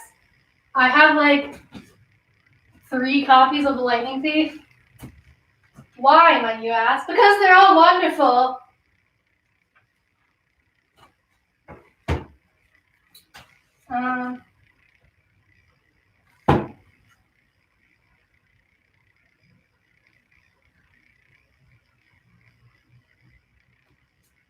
Right here. Sometimes I need a second. Okay.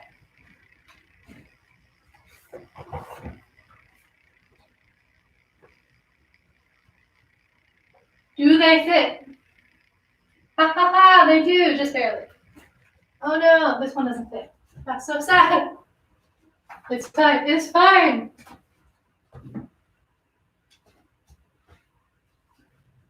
Okay. Rick Riordan owns me, it's fine. Okay, so then we got Trials of Apollo, 1, 2, and 3. I need the 4th book. I need to buy that soon. TikTok. Okay, and then we got Magnus Shakespeare.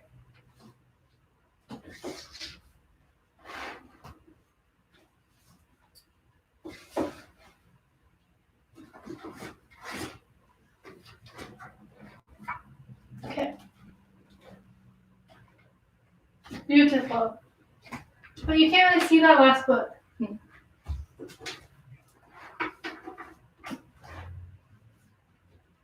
Cool. Stephanie Meyer. Looking strong already. You know what? We're just gonna make this whole like a superhero shelf. Let's put Visions.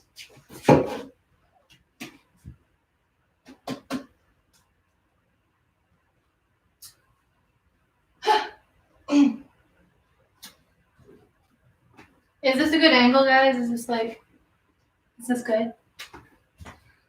Cats woke up demanding snackies. Nice. We stand cats. I have a lot of books. I say this as if I'm learning it for the first time today. We knew this, Bridget. You put Umbrella Cat. Ooh, and Scarlet Witch. Why does this one feel different from the other? Okay, what I was saying. This one has like a map and this one is shiny. Why the difference? These are the Umbrella Academy books, which I started reading after I watched the show. Okay.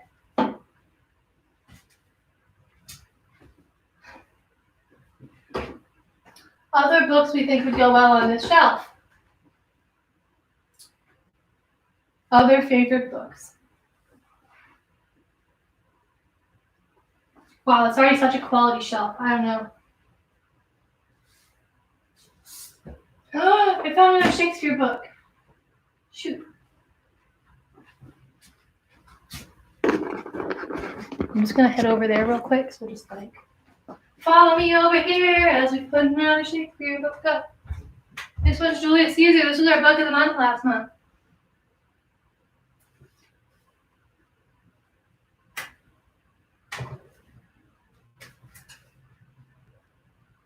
There we go. Okay. Ooh, Illuminate. Add that to the shelf. These books are quality. What else can we add? Who knows?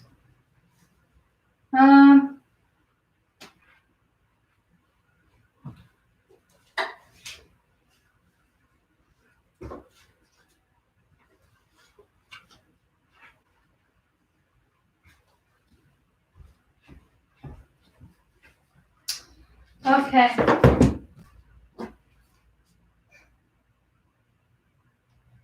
This is already looking so different. Oh my god. I have like in my mind how it looks. I'm like, this is different. And not like different in a bad way, it's just it's different from what it used to look like. What other books do I want to add? Which ones had the pleasure of being good enough for this shelf?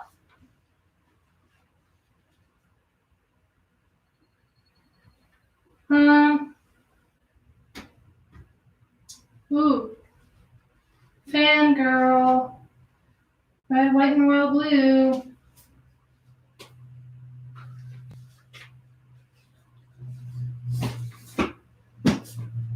Oh my god, they're matching colors. That's so cute. Oh my god, here's my copy of Tammy and the Shrew again. That on top. Cute.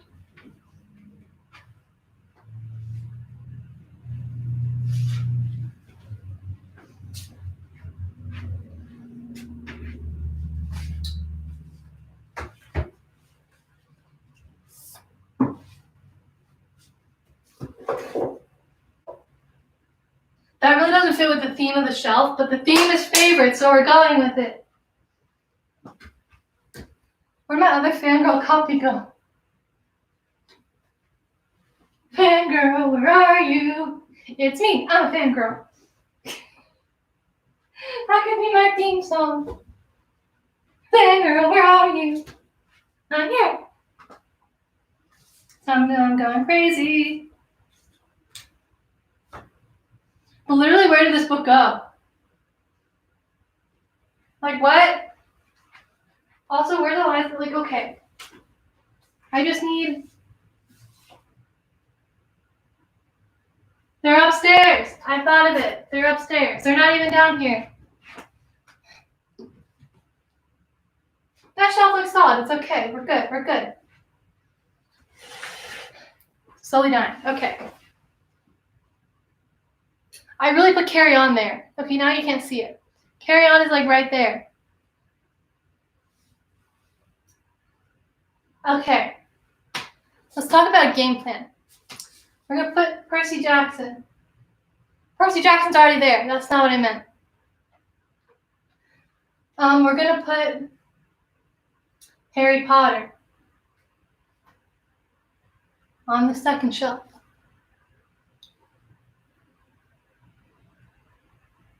Can we fit Harry Potter and the Shadowhunters? Was that what my shelf looked like before? I should have taken a picture of the before. My god. Where's my phone? There it is. Okay. We're going to look at a before picture. Goes back to beginning of live stream. What did it look like before?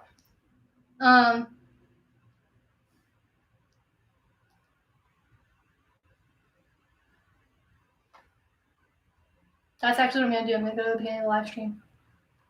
Wow, I'm going to watch my own live stream to see what my bookshelf looks like. Okay, here we go. No, Shadowhunters. That's what I thought. That's what I thought. Shadowhunters was next to a bunch of other random books. And then Percy Jackson and Harry Potter on the same shelf. That's fair. You know, that seems legit. But also, like, okay. Let's have a discussion here. I want to put Shadowhunters on the shelf of favorites. But not all Shadowhunters books are equal. Like, they're not all great. Like, they're all okay. They need to reread Mortal Instruments to actually be like, I like these books, like this series as much, because the newer ones, she's been improving.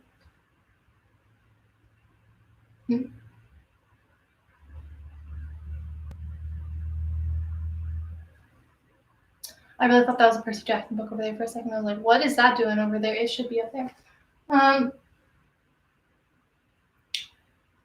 I should just do something.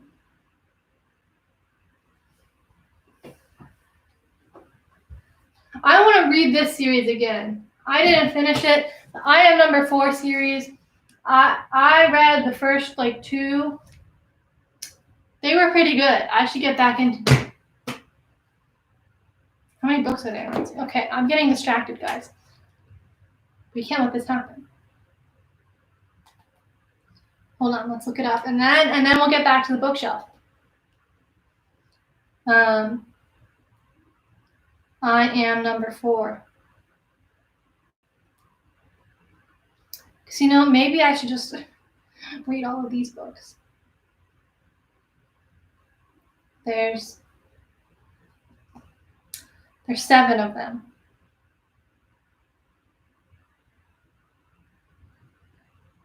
Honestly, I'm feeling in the mood, so like maybe later we might just purchase all of them.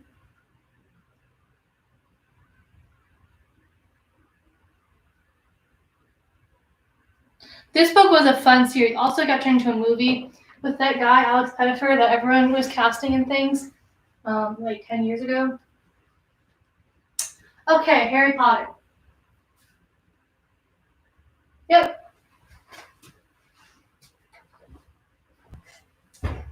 Harry Potter. Okay. Just gonna start. Every time I think of Harry Potter, like just like Harry Potter, I think of the a Harry Potter musical. They're just like, I'm Harry Potter. No? Okay. So I'm saying that wrong. Ignore me. But I think of Weird Different. And they're like, we're going to do all this stuff and we're going to kill Harry Potter. Different as can be. What an icon to put Quirrell and Voldemort as like BFFs. Am I right or am I right? Like, that musical was something else.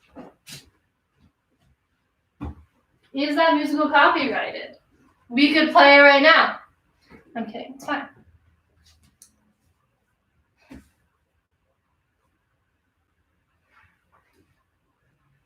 Yes. So I have books 1 to 4 of the illustrated edition, but I haven't like read books 3 and 4 illustrated edition. So I'm not putting them on the shelf. Was Harry Potter on this side before? I think so. We should mix it up. Put Harry Potter on this side. Rights for Harry Potter. Mixing it up, guys. That is what we are doing. Okay, guys, we're going to get into more controversial subjects because we're here. Just got back. No idea what you're talking about now. I was talking about the Harry Potter musical because I'm moving my Harry Potter books. More controversial topics. I thought The Cursed Child was good. So, okay. In my defense. Actually, no, I don't need to defend myself. I think, okay, so like people wanted more from the world of Harry Potter. Ever since the books ended, they were like, wow, Harry Potter's so good. And like, I agree, it is so good. But then when she added more, like they were like, nah, that's not what we wanted. And yes, I do also want a Martyrs spin-off. That would be fantastic. But like, that's not what we got. And there are issues with it. I'm not saying it's perfect. But like, it was alright. OMG. Yes, the tea. And like, I'm not saying it's perfect. I'm just saying it's the more content that we wanted. And like, sometimes more isn't always better, but like, Oh no, I enjoyed it. I had a fun time reading it. I got to experience the midnight premiere, which I'd only been able to experience for the movies because I was a child when the books came out. Literally a child. Another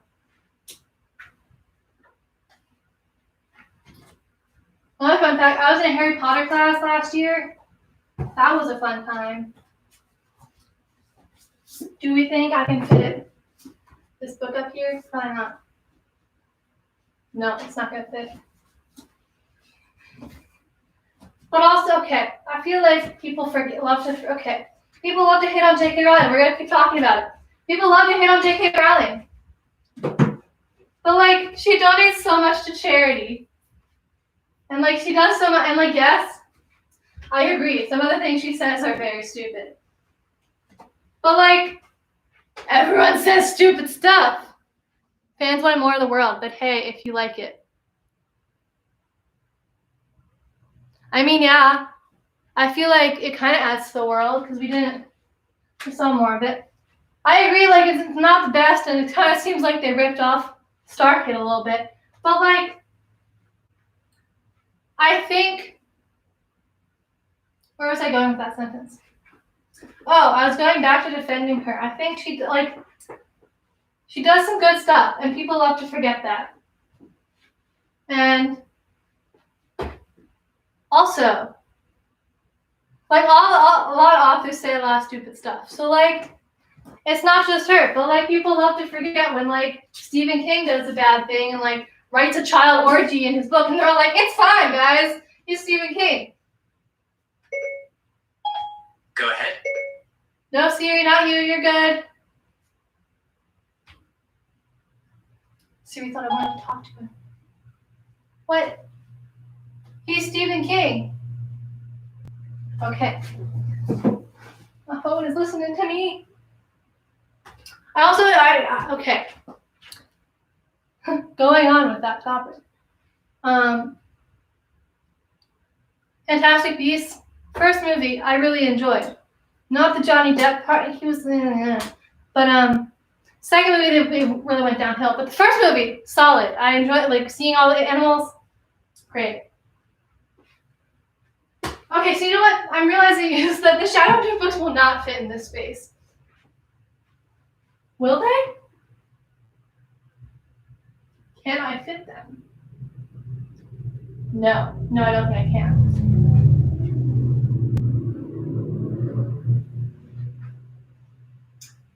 Okay. We're mixing it up a bit, folks. We're not putting Shadowhunters books there. Where did the third? Oh, it's okay. Okay. Cool.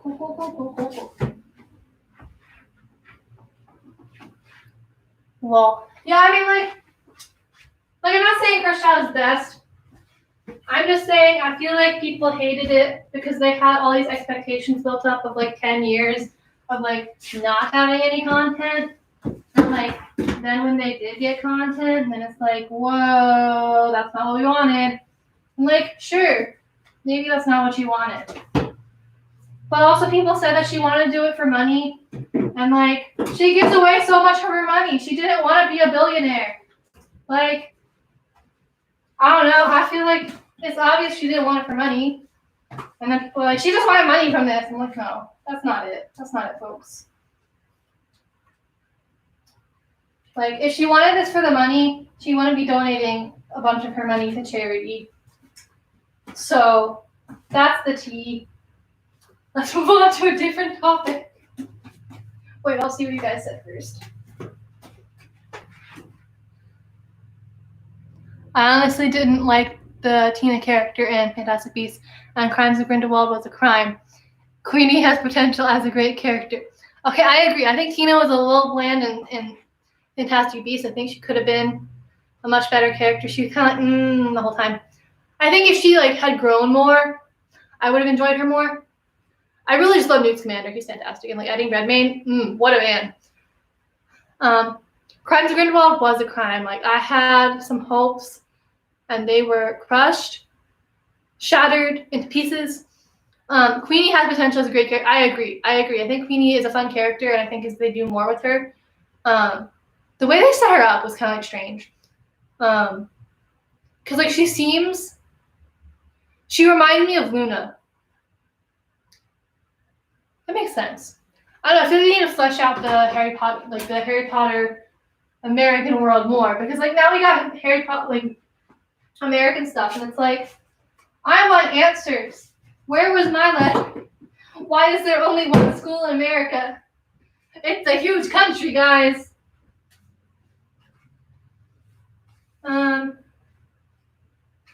This is the point where I'm like, we just got a lot of books. We put the Shadowhunters books here. Sounds good. Okay, my hot take. Infernal Devices, best Shadowhunter book. Some people think the Dark Artifices. I've now read them, so I do now have a say. And while I thought they were good, nothing can beat my tears at the end of Clockwork Princess. My emotions, and like in my opinion, no matter what you want to say about Cassandra Clare, that's the best written love triangle I've ever read. Because they all cared for each other, and they all loved each other, and like it wasn't like you knew one person was gonna win. I feel like the problem with I enjoy love triangles, like it's a fine trope when it's done right. But then when people just like throw in a love triangle, like, oh, hold on, but there's two love interests.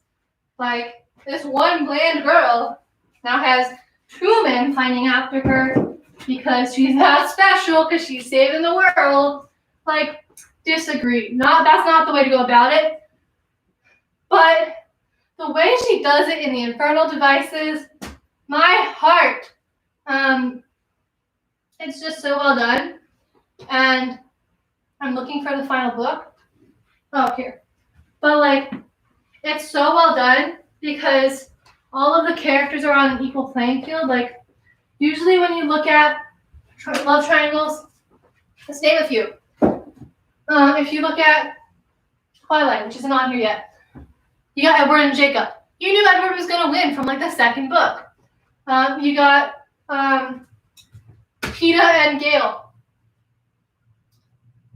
And like, Peeta was always going to win. Gale was like, Gale was never going to, like, he never had a chance. And then like, I don't know, there's just like a lot of books where it's like, when there's a love triangle, you kind of know who's going to win. So then, what's the point? Like, not like what's the point, but like, what's the point? Like, you could just make them really good friends, guys. You don't have to add love. That's not necessary. An interesting mix. I'm just going to put some more contemporary at the end of the shelves. She's a mole for the Makusa. True. Yeah, but the love, okay, so like the love triangle in Clockwork Princess, they all love each other. That's how a love triangle should be. It's like, they all love it. It's so good. It's like, my heart, I just think about it and I'm like, wow, what a great job. Guys, we're going to put Twilight up here now. That's the tea. Are we going to put Twilight on that shelf? Yes.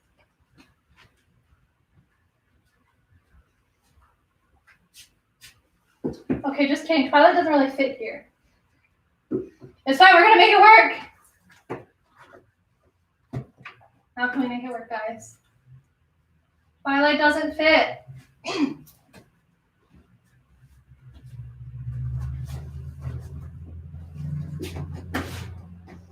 Now it does. No, it still doesn't. Can you see what I'm getting at here?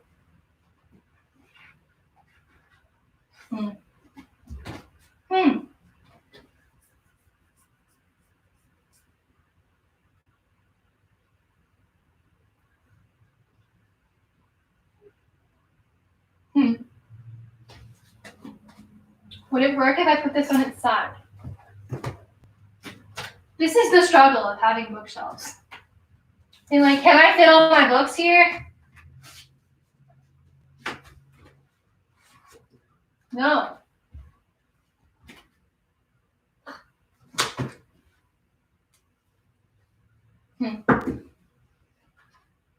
Why did I?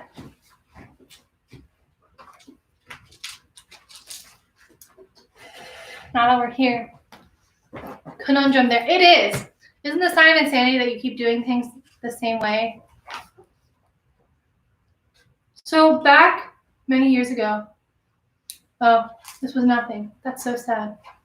I used to put paper clips in my books at the parts I really liked. And like sticky notes. Originally I did with sticky notes, but then I ran out of sticky notes. The issue is when I was a child, I just liked everything. So there's like a whole lot of sticky notes and stuff. You can really see it with my Percy Jackson series. They have been well worn. They have been loved. An idea. Why does it have to be cute up here?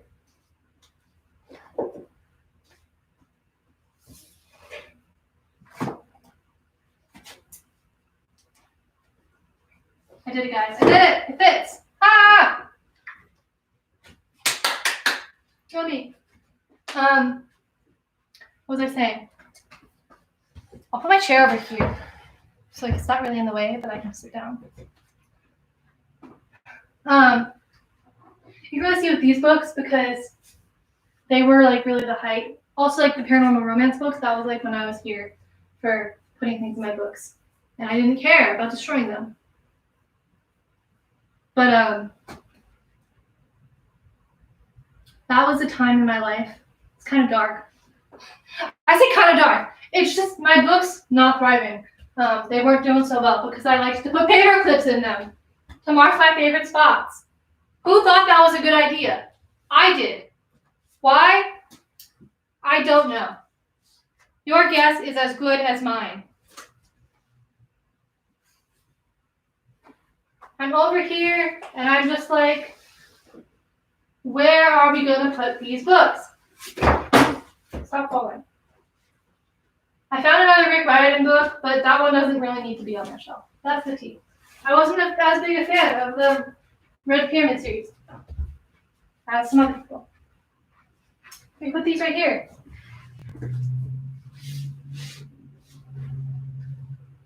The Raven Boy. I was saying, I wasn't a fan of the Red Pyramid series. I've only read the first one. I need to read the other two. That could be on my list. I have so many books I want to read. Yeah, but I wasn't really as big a fan of those. That's the tea. Yeah.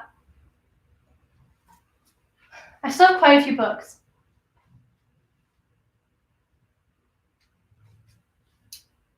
Where do I want to put them?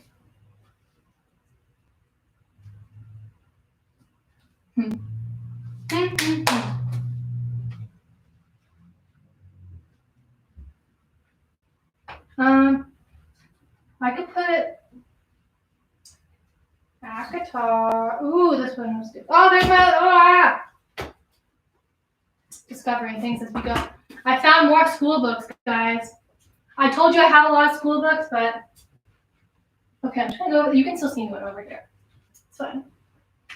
I told you I have a lot of school books, and it's true.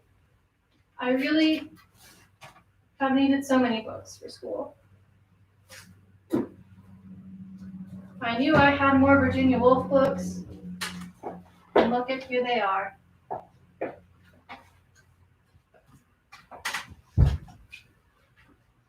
We talk about how bad some classics covers are. Some of that, they need to learn how to graphic design. And that's the tea.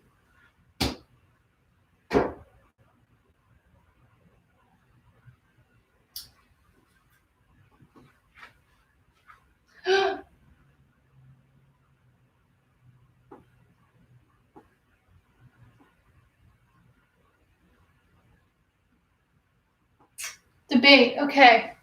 I'll help you. Yes, there is plenty of space still. I'm not worried about that, which is good. Still have 3.5 shelves. But, okay. So for that shelf there, I put the covers hardly ever make sense to the story. It's true. But like one classic, so I have Mrs. Dalloway and I have this copy and it has like this woman on the cover. She's like sitting down and I was like, cool. I looked up Jane Eyre covers and it had the same cover as my Mrs. Dalloway book. Why? They're different books. Why put the same painting on the cover? I don't understand. A question for all you. So I have the Shadowhunter books there. Also, why is Queen of Air and Darkness so different from the other two books in color schemes? I don't understand. It really stands out. You can't really see it here, but like in person, this book, way different color from these two. But so I have the Shadowhunter books, and then I have the Raven Boys, and then I'm debating between putting A Court of Thorns and Roses and Throne of Glass, like right here, or I could put I could put Marissa Meyer books there. Thoughts? Everyone put it in the live chat so I can see what you think. Cause like there's two options. And I like both of them. Like I like both Throne of Glass and like ACOTAR and then Marissa Meyer's books. The other one is gonna go up here. So like vote in the chat. Throne of Glass or Marissa Meyer with these other books. Help me out. Classic coin flip. You know what? True. I could just ask Siri to coin flip for me. Hey Siri. Let's go. Hold on. Hey Siri. Hold on. Wait. What? Find a quarter. Okay, I'll find a quarter. Hold on. That means I need to go places. Give me 1 sec. We'll go over here. Are there any quarters over here? You know, the question is, where are my coins?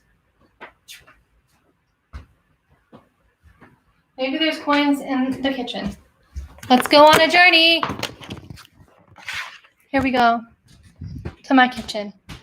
Okay, heads is Throne of Glass. I found a quarter.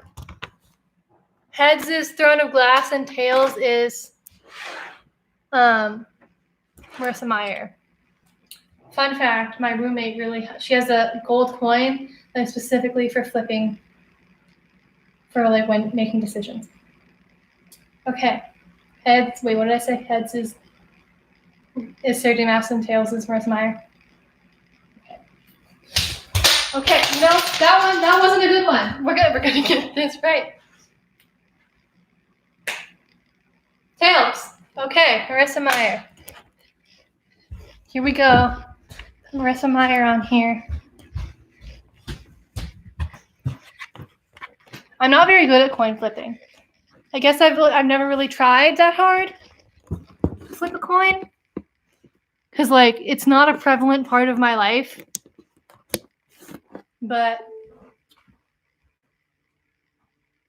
you know, it's a thing. Okay. So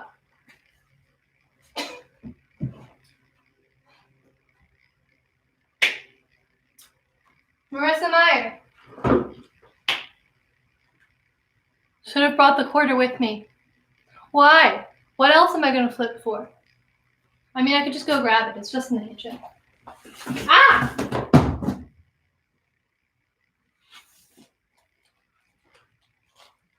I thought there was a chair there. This is not going well. I just dropped that on my foot.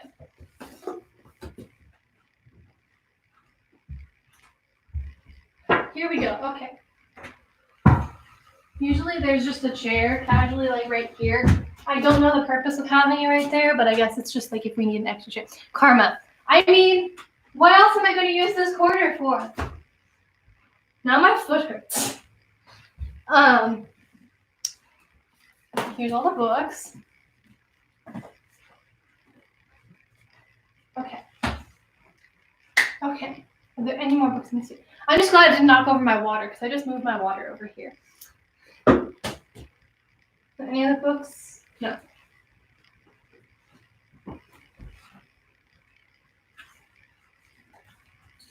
This series is so quality, guys. Like, wow. Some people aren't a fan, and I don't understand how. So it's been the happy end.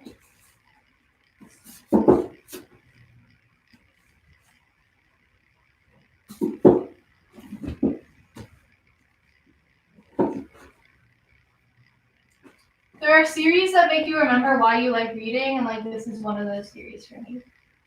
Because it's just so good.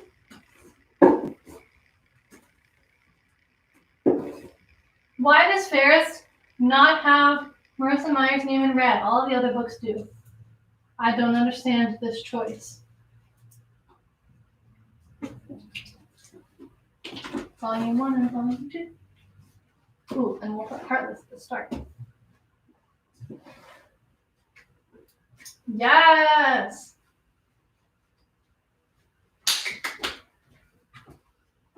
It looks so good. Okay, now Throne of Glass. I think I should move this water.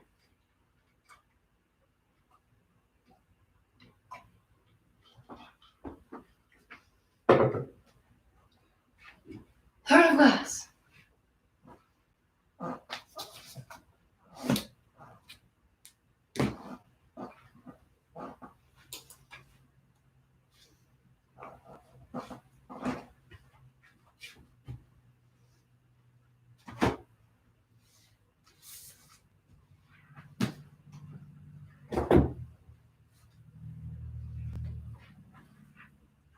On one hand, I'm like, can all these books fill these shelves? Yes. The quarter knows they fit so well. It's true, they do. They look so good. They're like the perfect fit.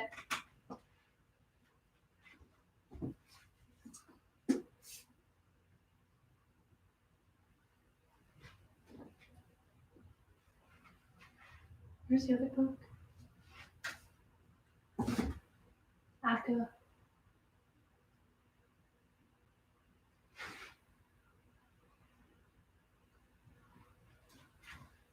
I'm missing a book. Ah, Court of the Centurion. Here it is.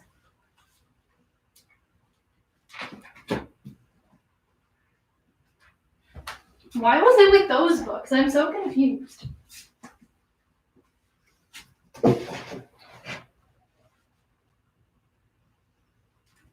I really need to catch up on the Throne of Glass series because I am quite far behind. Nah, I'm not going to put them on the side. Mainly because of Crown of the Night. It's ugly and short. Not that like short books can't be ugly. It's just the rest of the books are so tall. We'll just leave it there for. Okay. We're also going to put American Royals on this shelf. These books don't go together at all. So like we gotta find a link.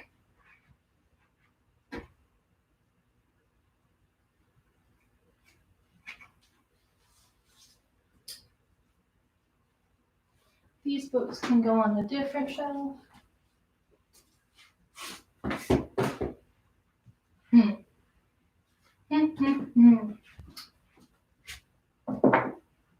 Some more books that are quality.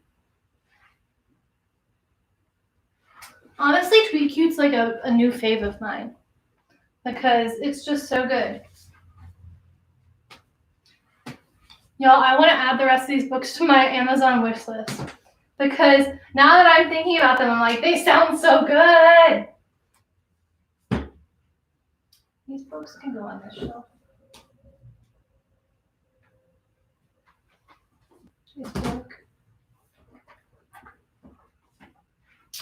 Y'all, okay. I'm gonna come to you for more advice.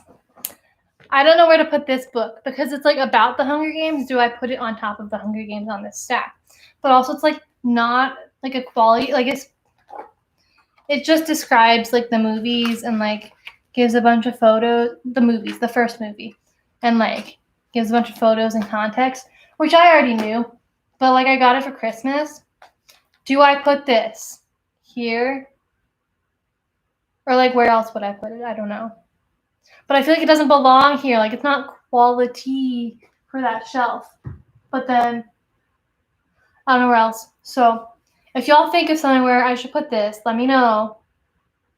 Because I'm not sure. The Power of Six. We're gonna put this right here. I really want to reread that series. That's what I've gotten out of this. It's good talk.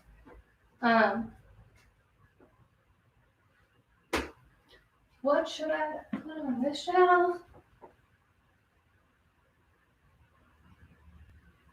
The struggle is just so vast. So I've got books for a different shelf. Oh, I should put Eleanor Park over there because I don't like this book.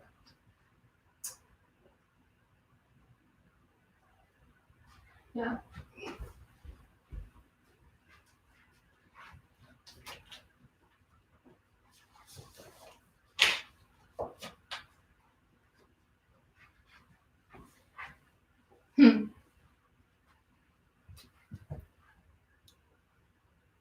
Separate shelf for stuff. Coffee table type books.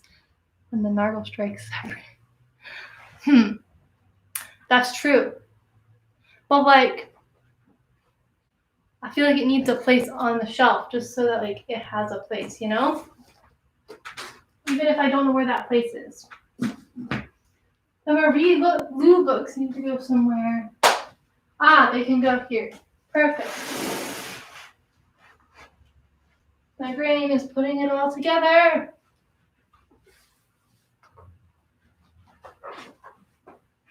Do I have more Marie Lou books? No.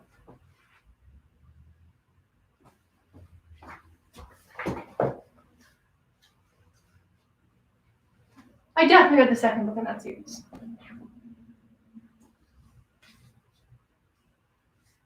So where is it?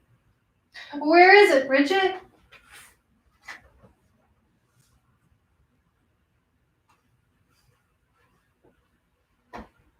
There it is. I found it. Go me. I need to read the third book and then I'll be finished. It's just another book to add to my TBR. Wow.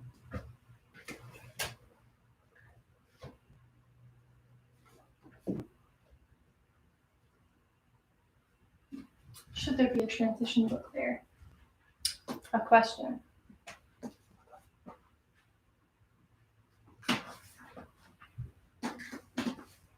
Again, but better.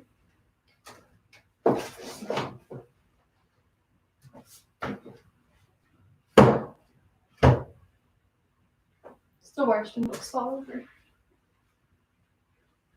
Okay, and then next.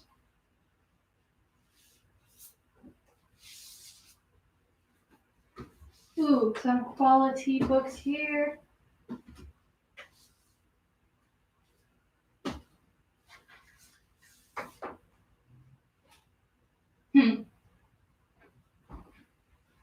I found more books for this shelf.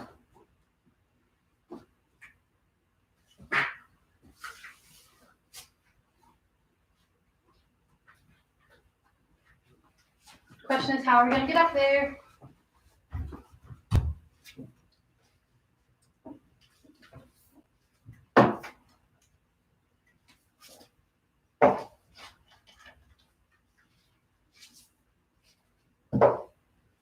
So these are some more contemporaries. And we're kind of going with genre, but like, more is how I feel about the books. Like, these were all like pretty good.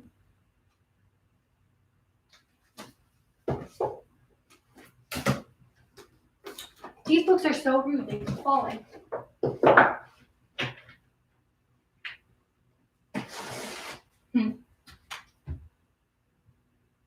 Something else.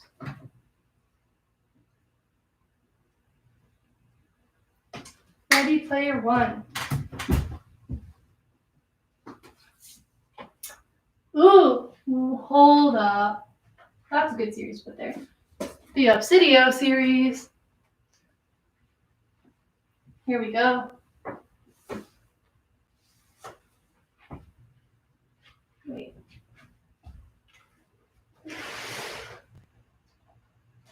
Move these over. And then I'm going to put a bunch of Jennifer Armentrout books up here.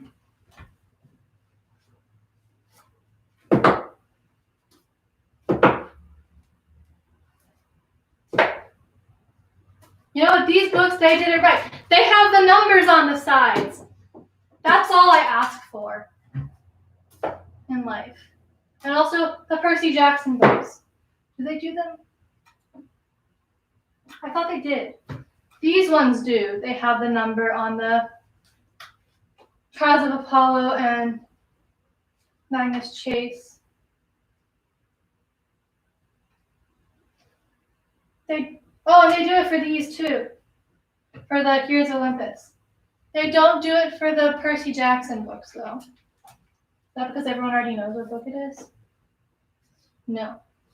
But I just know spiritually. It's fine. I'm not bothered about that, but like the fact that they do it is really nice. More books, you doing that. They're in a series. Okay. Rant over.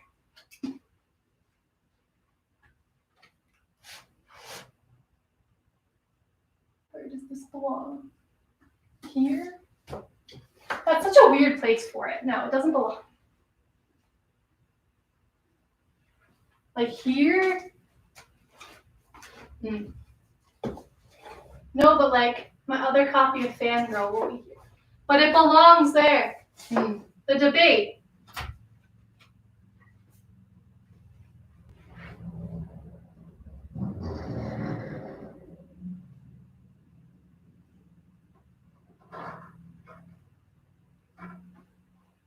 My internal debate here. We're going to come back to Ready Player One. We'll leave it where it is for right now. Ooh, Ready Player One can go with Fahrenheit 451. Where does that belong, though? Controversial question. It's not that controversial. This is the least tea.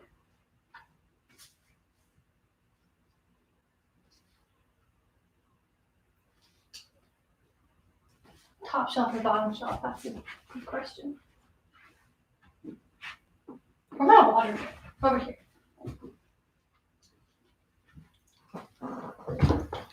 Hello to the people watching. How's it going? How are your days going? Are you being productive? It's already 2:42. Wow.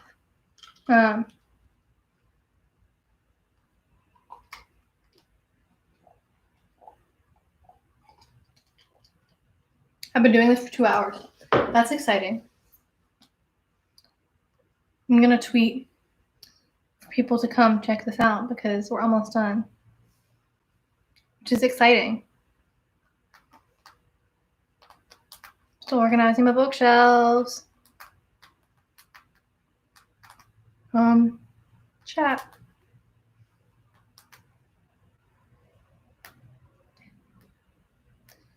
I gotta go paste the link again.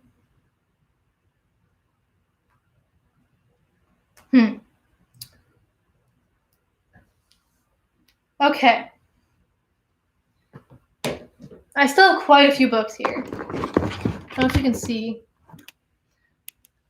I have to work from home, so not much different for me. That's good. That's a positive. I mean, it's still probably a little bit of a change because you like are not supposed to like go out anywhere. Because like I feel like I'm a person who like doesn't really go out that much. And my parents are like, "What has your life changed?" But like, I can't go to the movies in Barnes Noble. What's left? That's a good question. Okay, let's talk it through. We have the Rachel Hawkins Rebel Bell series, and then like some Sherlock Holmes-esque books. I have The Hobbit and Soundless. Warcross, Carved Mark. These books, they're gonna go on my coffee table. I know I said don't do coffee table books, and I don't, but like these are books that my mom and I are going to try and read together because she hasn't read Harry Potter, and I think the best way is with the illustrated edition, so I can read it too. I also have some YouTuber books because I'm trash. Mackenzie Lee book. I thought it was good at the time. And then like Caraval. We got the, what's it called? The False Prince series. What are those books? Okay, let's go look at them.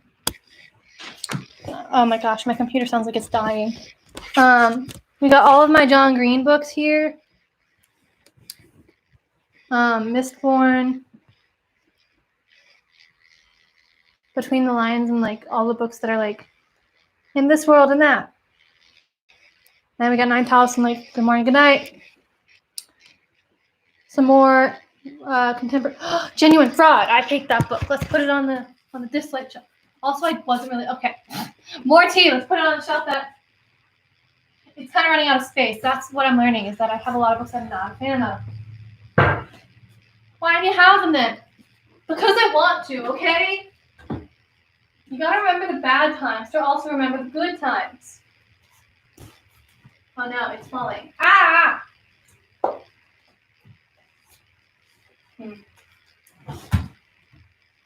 Yeah, not a great sign.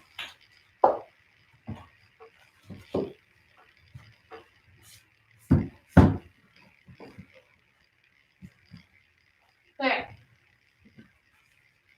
Beautiful.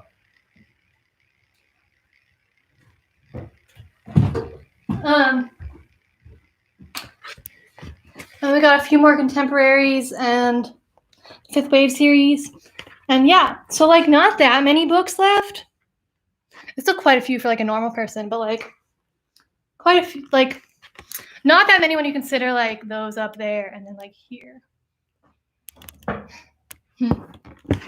Considering I only have 2 shelves left out of the 1, 2,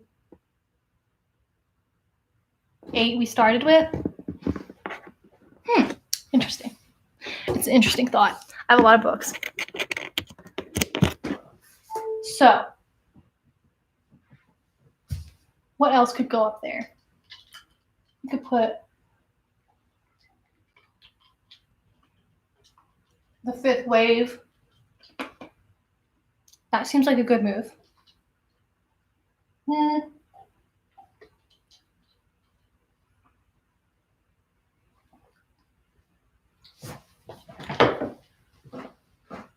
I need like a solo book.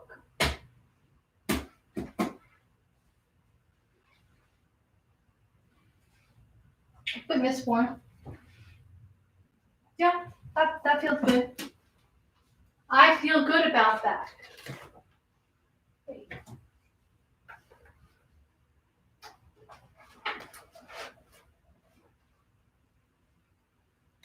No, guys, now I have that song from a Harry Potter musical stuck in my head. You're a sissy, a twat, a girl. I'm the darkest of lords. I'm the brightest professor here. I've won several awards. Sipping tea by the fire as well. Pushing people in is fun as well. I like folding all my ties. And you have no friends, hey, that's a surprise. Guess it's plain to see when you look at you and me. We're different as can be. Thank you.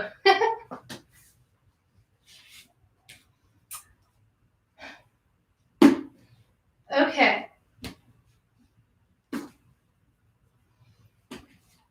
So, here's all my YouTuber books. They're gonna go on the bottom. Can you see the bottom shelf? That's a good question. No, you cannot. I shall move you. Thank you. I try. You said that was amusing. Now you can see. Okay, cool. This chair's in the way, but don't worry, we're not over there yet. I gotta go soon to video chat with John, but your shelves are looking nice. Thank you. I've been trying. We're almost done. Now you can't really see the top shelf. I have ideas for the top shelf. We're going to move there. And then the books that are left will go to the bottom shelf. It's fine.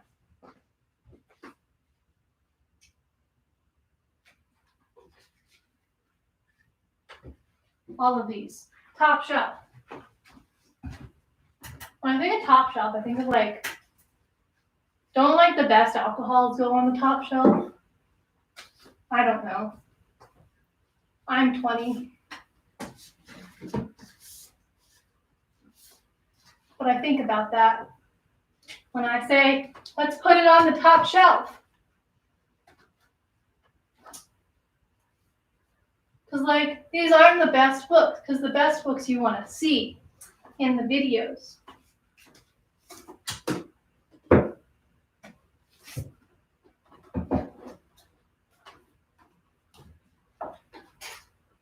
Ooh, solid.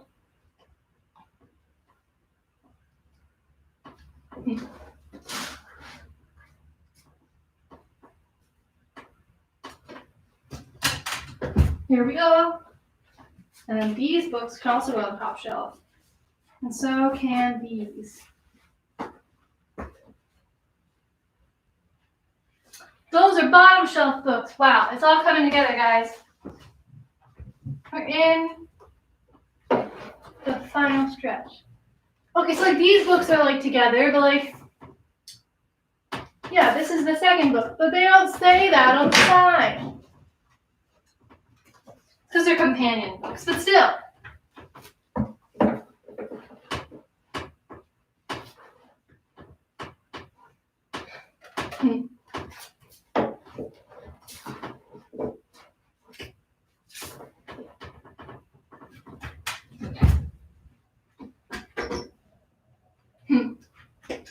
Okay.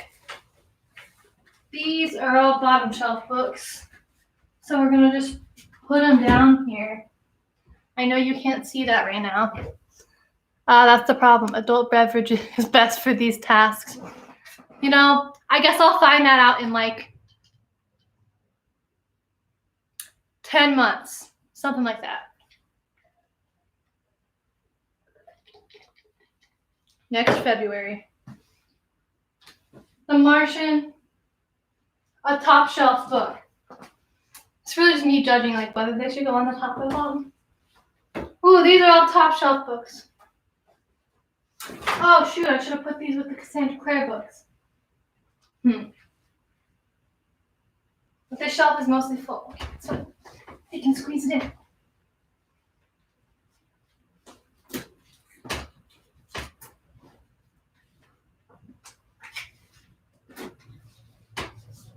You know, when they made the Magisterium series, everyone was like, it's like rip off Harry Potter. And I'm like, Harry Potter isn't the only one that can go to a magical wizarding, like a magic school. Like magic schools, I feel like you gotta go somewhere to learn it. Otherwise, you're just like floundering around. So when people are like, they just copied them, I'm like, what did you want them to do? Is like Harry Potter the only series allowed to have a magic school? I think not. Okay, so okay, we're gonna separate them into top shelf books and bottom shelf books. I'm gonna put you over here as I separate. Look at that light. I should put you on the other side. It's fine. Ignore my bright light shining on us. Peter Pan. Molly, I'm sorry. Is it a top shelf? No. These are all bottom shelf books.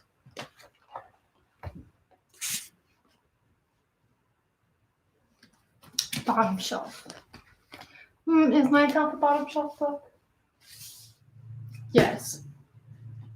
When I look at the other books on the bottom shelf, it is. Peter Pan is going on the bottom shelf. It's not a bad thing. It got onto the nice shelves. These books. I'm looking at are the Miss Peregrines. Yeah, the top shelf. I feel like I'm committing a lot to this top shelf. We only have like half a shelf left up there. Oh wow, I haven't even looked at these books. Top shelf. They can't all go on the top shelf. Oh no, he needs to fly high. But he doesn't really fit with the books I have up there. Hold on, I'm gonna move these. All the books that are going on the bottom shelf, I'm gonna throw them in here. Okay, what else looks like a bottom shelf book to me?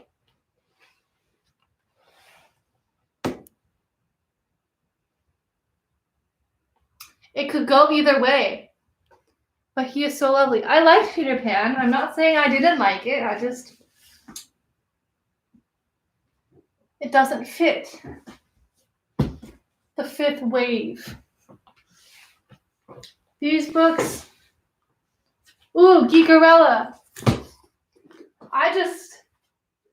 The struggle.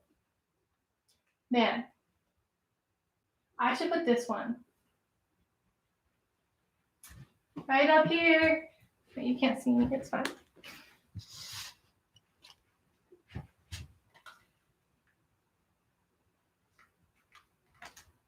Oh, we're going to move this one, and we're going to put Geekerella. Again, what better is getting moved to the top shelf. It's fine. It's fine.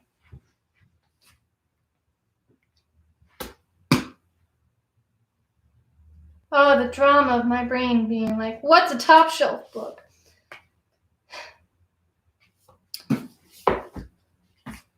Okay. This book is so cute. But it fits more with like Good Morning, Good Night. So it's going to go on the bottom shelf. You know, I'm changing all of these. They're like bottom books now. It's fine. Caraval is also a bottom shelf book. It's not a bad thing.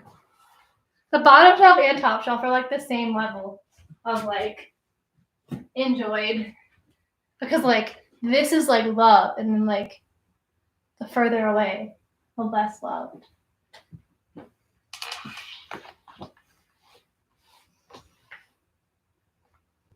I say these are top. Okay, these are definitely top shelf.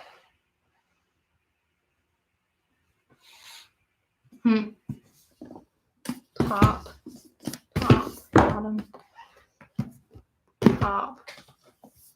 Actually, bottom. I'm changing my mind all over the place. Top shelf, The Martian. These ones can also go up there.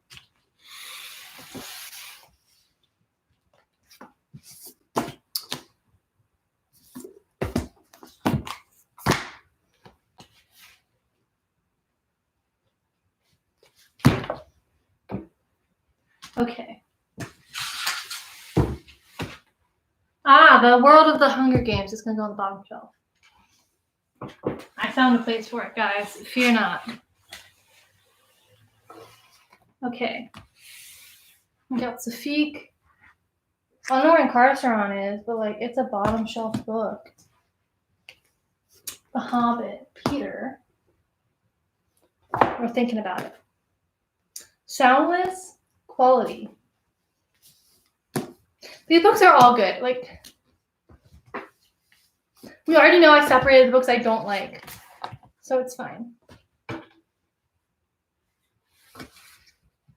Okay, I did it, guys. We figured out the top shelf, bottom shelf situation. I'm just gonna move these books over here to the bottom shelf so like we can organize them.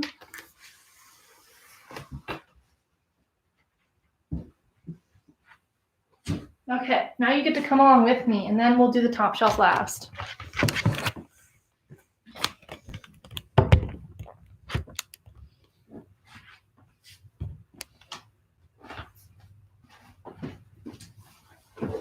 Welcome to the bottom shelf.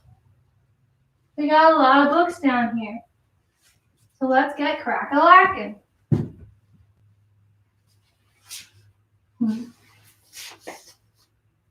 Oh, I found the other one. Here we go. We go together like Rama.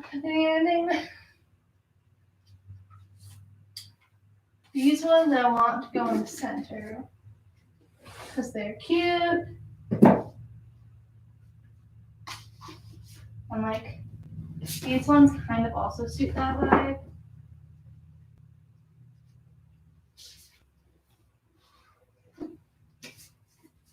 I can like put these ones here. I got like this one. Ah, my brain. It's all coming together. So like these are like reality. And then they go into in reality.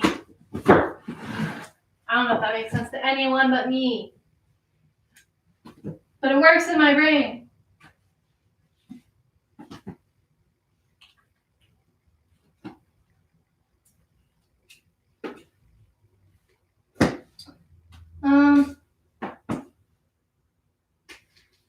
We're gonna put Warcross. Okay, so these are all like darker books. So we're gonna just throw them all over here.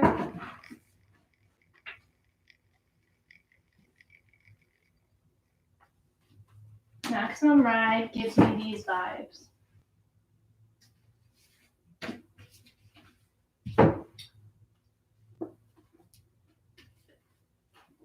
Wow, these books, similar vibes all around.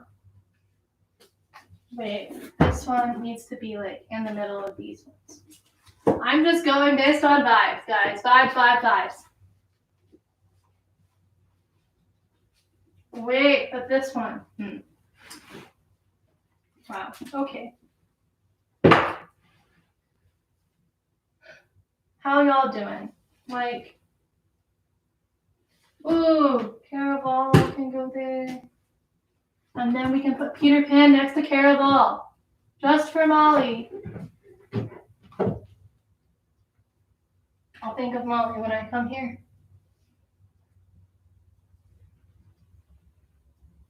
And then we can put the Holly next to it.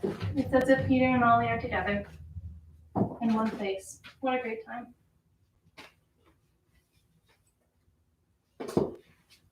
And we're going to put a series of unfortunate events. Ooh, the Tale of Despero goes between them. It's all coming together, guys. Where does the red pyramid belong? Here. This little bit's to go here.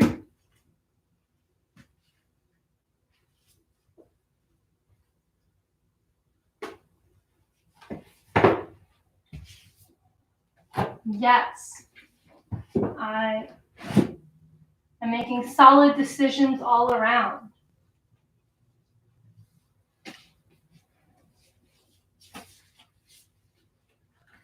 You know, at one point I thought I had too few books to fill the space. And now I'm like, is it gonna fit?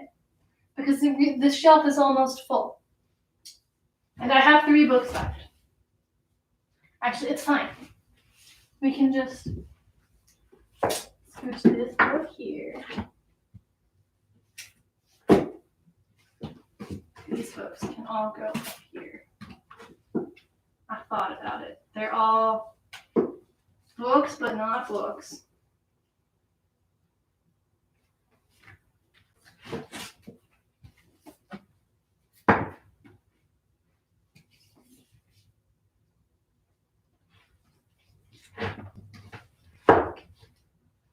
Where does Shannon Bone belong?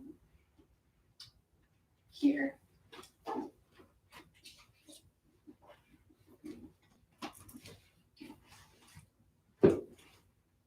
Ah! It hardly fits. But it does! Well, I've squeezed all those books in there. Hooray! Now I gotta go to the top shelf. There's definitely not enough room. We're gonna have to do some rearranging.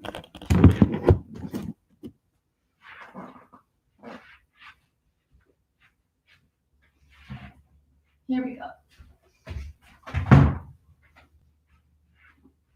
Oh God, God, there's so many books. This will be interesting. It's true, it really will be. Me trying to fit these like 20 books in like the space for half the books. Like look at this big stack. And tell me this is gonna fit in that small area. I don't think so. I made a mistake here. Remember when I said, do I have enough books? Me neither. Okay. How do start? Okay. You know, sometimes you have those moments where you just fumble and you're like, ah.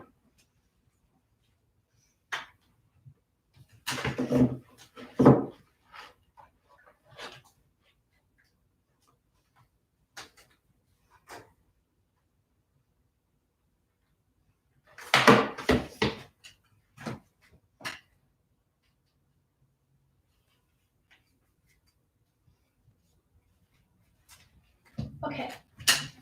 These books are like space, but not. It's like aliens invading Earth. So they're gonna go over here.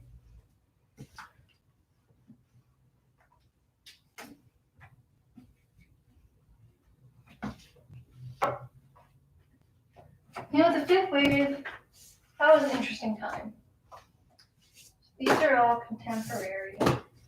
They need to go with the contemporaries. This one is also space. Wait. Yeah.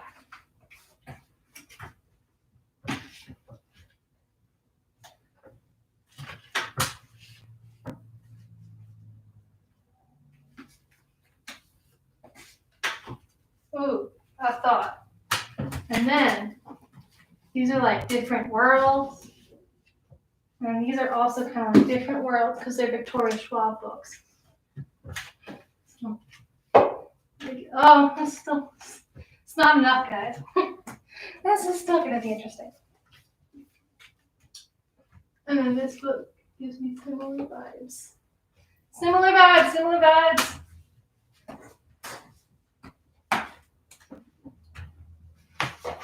Okay.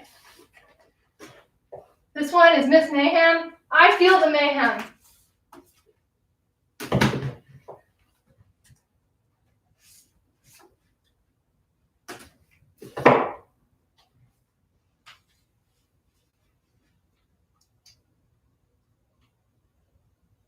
Yeah, it's fine. These ones should go over here. Oh my God, guys, we're gonna do it. We're gonna do it. Ah, they all fit. Now I have a little hole, so we can move some of these.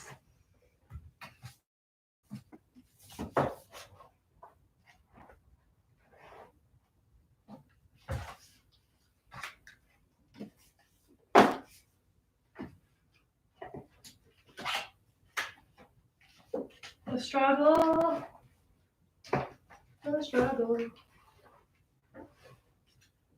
There, I did it. Hold on. Hold the phone. Did I just finish reorganizing my bookshelf? Wait, there's a Hamilton book. Along with those other like books, but like down here. Hold on. We can do it, guys. Oh, I forgot how tight this shelf was. Shoot.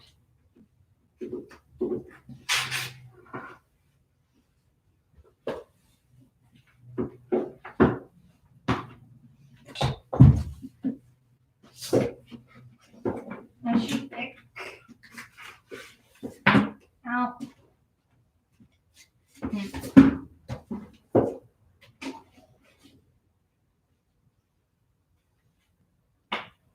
Can this go anywhere else? I don't think so.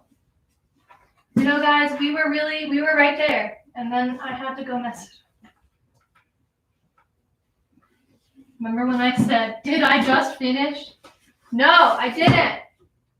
But you lied to yourself.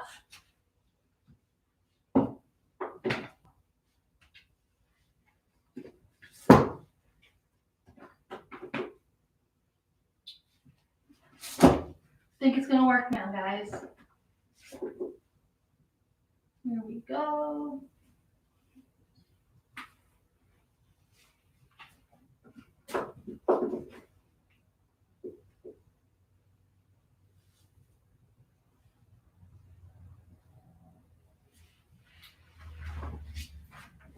And then the 3 remaining books are like the thick ones that I want. But, whoops, on my coffee table. Y'all, I did it, look. Hold on. I'm gonna move the chair over here. Let's look at it.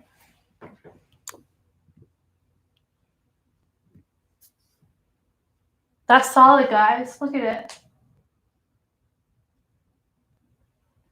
Just like admire it for a second. Hold on.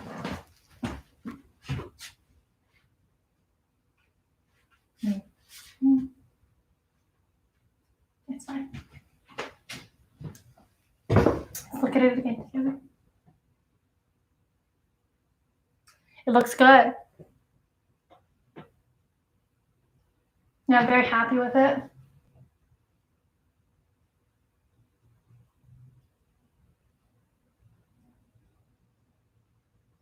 Nice, nice, nice. Yeah.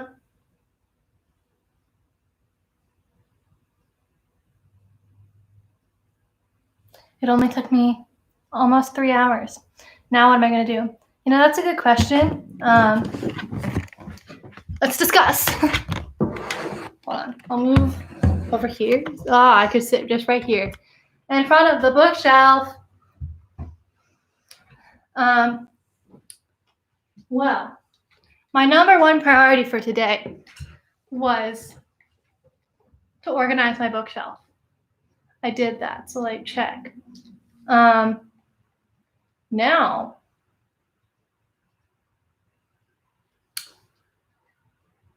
I want to apply this internship. I've been saying I'm going to do that for like last week. I should probably get on that. It's gonna have my mom look at me. Oh, I should put on my little things. So my little trinkets. And Molly said John's on the phone with Comcast, so I'm still here. Well, Google Hangout me. Yeah, I could hang out with Molly on Google Hangouts. That'd be fun. Molly, let me know when you're done with talking to John.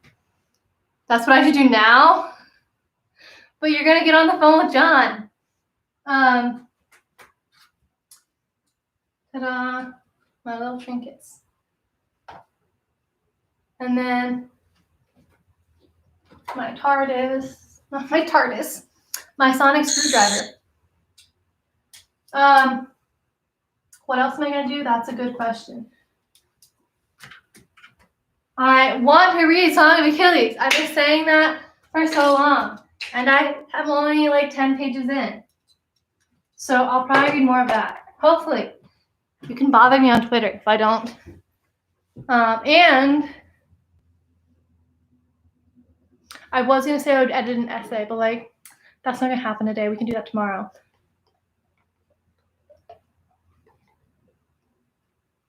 And I'm going to upload a video, so look forward to that. Coming soon to a YouTube near you. It's a day in my life when I take you through a day in my life doing final exams in quarantine. Yeah. So it took me like 3 hours. Honestly, less time than I thought it would be. I do have 6 books still that I need to read, but it's fine. Like on my TBR. Oh, and this was very enlightening that I'm gonna put the Lorien Legacy series on my Amazon wish list. What if we do that together right now? Let's do it. Finals in quarantine. Sounds odd. It is. It is quite strange. It's a weird time. It was just like one day in my life where I was doing a bunch of stuff. I was very productive on that day because I felt like I needed to be productive in order to do the video. I was thinking about doing it like a week in my life, and I was like, that's too much. I can't. Like, I'm not productive every day. So like that day, I was extremely productive, which was good. What was I looking at? I was gonna add that book to my Amazon wish list. Right now, as we're on this live stream, I'm gonna do it. The Lorien. Yes, the Lorien Legacies. 7-book collection. Oh, they got like new covers. That's interesting. How do I feel about those new covers? It's a look. And they're only $34 for 7 books. You know, that's probably a pretty good deal. Honestly, that seems like a good deal. Yeah, so I took my test the other day. I think I mentioned that at the beginning of this live show. Yesterday, I took an astronomy exam and a test.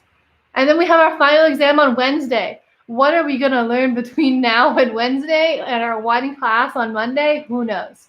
I think it's just a review class. And I'm like, did we need to do this?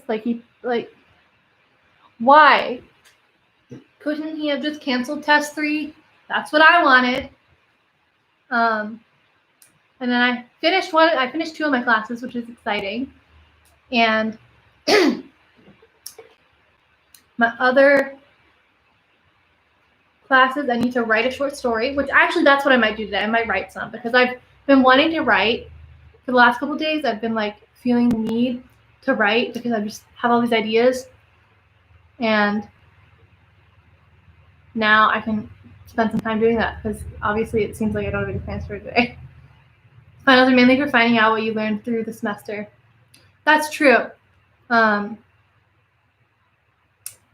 Yeah, I only have one like true final, which is for astronomy, which makes sense because my other classes are like I have Virginia Woolf, British Lit since 1660, which I actually finished my last essay in the vlog, which is very exciting. And creative writing, which I need to write my short story, which needs to be 8 pages long. And I need to email my professor, so like there's that. And I had yoga, which is fun. I did that in the vlog as well. Not yoga, but I like wrote a reflection for that class. So mainly my final is for astronomy, and then I need to like write essays for Virginia Woolf and then creative writing, which is exciting. So yes, thank you for asking and talking. Yeah, so that's exciting. Next week should be my last week of school. Wild. I feel like I'm not in school, but I am, which is like so stressful because my brain wants to be like, we're done. And then my head is like, no, you have so much work you still need to do. It's not that much work, but like it's work. Yeah. We're talking about my phone. Oh, and here is Molly's her collection of poetry. It's really good. I'm like, I got it here. I don't know where to put it, so it was with my books. Yeah. So, what are y'all's plans for today after this live stream?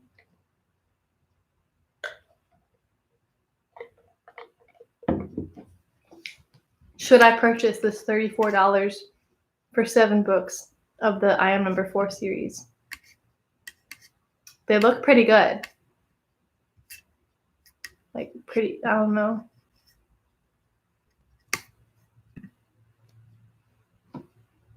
Too bad for the times. Final weeks were a lot of partying when I went.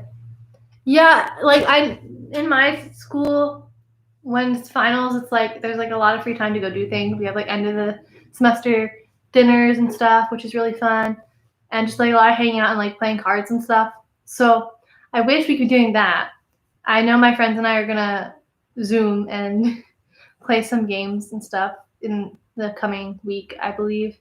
I think my friend was like, we should do this after finals. I don't know.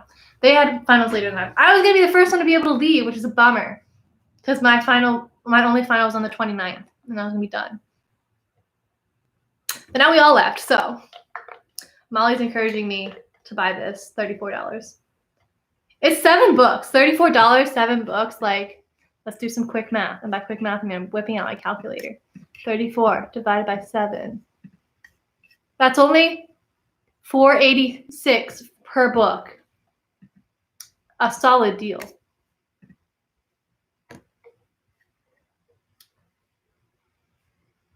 And I would get it by Friday.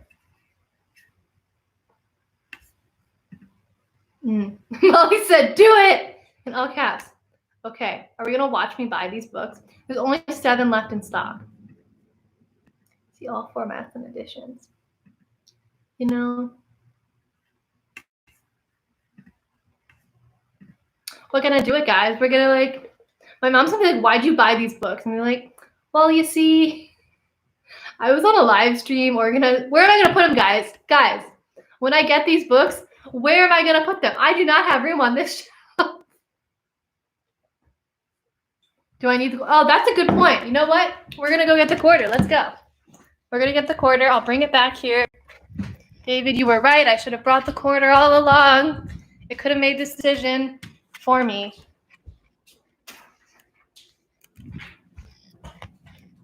I got the quarter. So what I'm seeing is I should just get a golden quarter like my roommate. I just tripped over a box. It's fine. It's empty. Okay. My roommate, I said this earlier, my roommate has a golden quarter that she keeps in her wallet for times like these. Okay. Heads is I buy them. And tails is I wait. What am I waiting for? It's a good question. Get a galleon?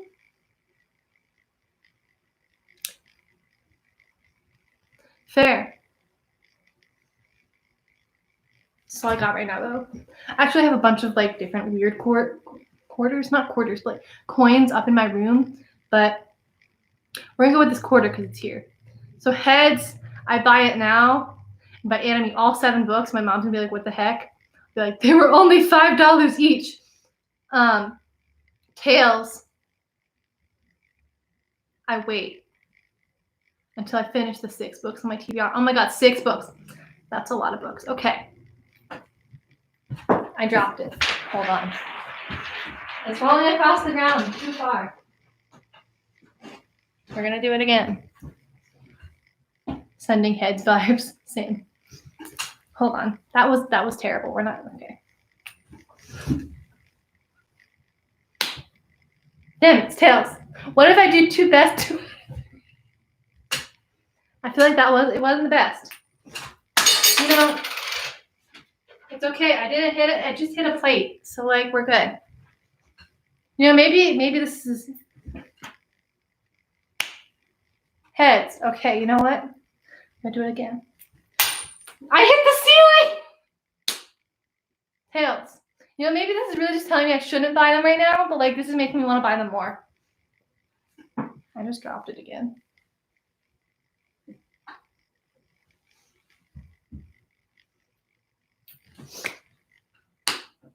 Heads. You know, they really said it was 50-50 and it really is. You know, that was tails. Just buy them. True. Here we go. Add to cart. Proceed to checkout. Oh, I gotta log in. Here we go, guys. As I buy some more stuff. Pretty good deal. Wait, I need to change it so that I'm the one paying for these books because they're mine.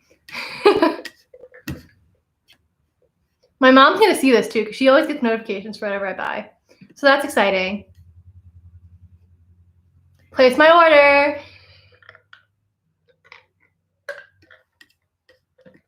Here we go. The coin was fun, right? Yeah, it was fun. It's a good way to go about it. I was a fan.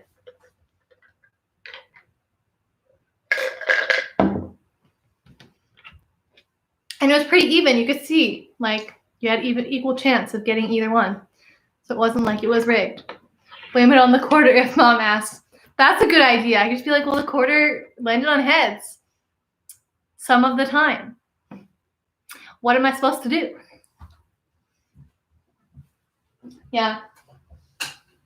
So what are y'all reading? David, what are you reading since you're responding to me? If anyone else wants to contribute, what are you guys reading?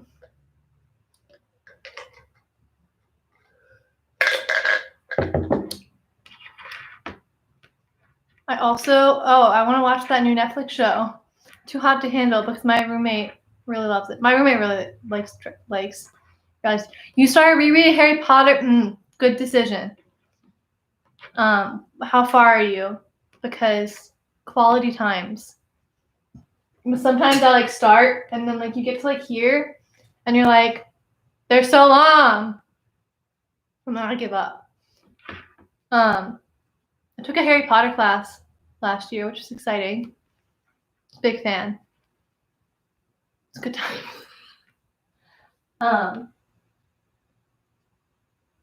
I also would like to reread them. You're halfway through Philosopher's Stone. Ooh, solid. You're like right at the start. Fun stuff.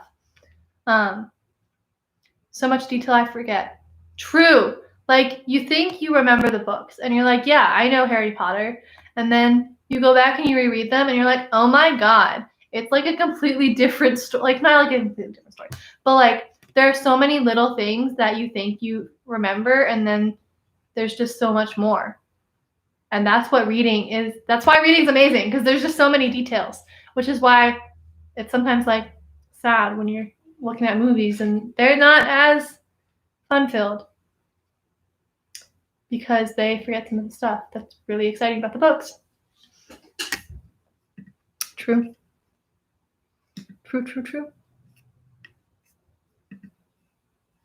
Movies were horrible and mess up the memory.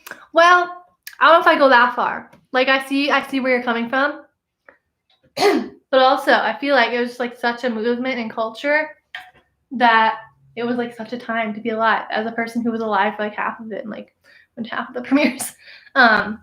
It was such a fun time. And like they're not like perfect, obviously, like all adaptations kind of sketch because they take out so much. But I think they're pretty good in comparison to like other book adaptations, you know? When you think about like any other like not like okay, let's talk about adaptations. Hunger Games, good job. Harry Potter, I feel like they did a pretty good job. If you read the books first, the movies are okay. I agree. I read the books first, I believe. Yeah, I read the first book in 3rd grade, and then I got really into it, and I read all of them. And then I went and looked at the movies. I remember being terrified of Voldemort. If your only knowledge of Harry Potter is the movies, you have no idea. That's true. That's true. The people who haven't read the books and just watch the movies are like, this is fantastic. And you're like, fair, because the world's great. But you're missing so much. But I feel like if you're like comparing it to other adaptations, like solid. If you're comparing it just like books and movies, like they obviously no comparison. But if you're thinking about like, actually, you know what, Twilight, those were also solid adaptations. Defense of Twilight, solid adaptation. And like the that is what I'm alluding to. Percy Jackson sucks. The Lightning Thief musical though, a star. I thought when I say Lightning Thief musical is a better adaptation than the Harry Potter movies.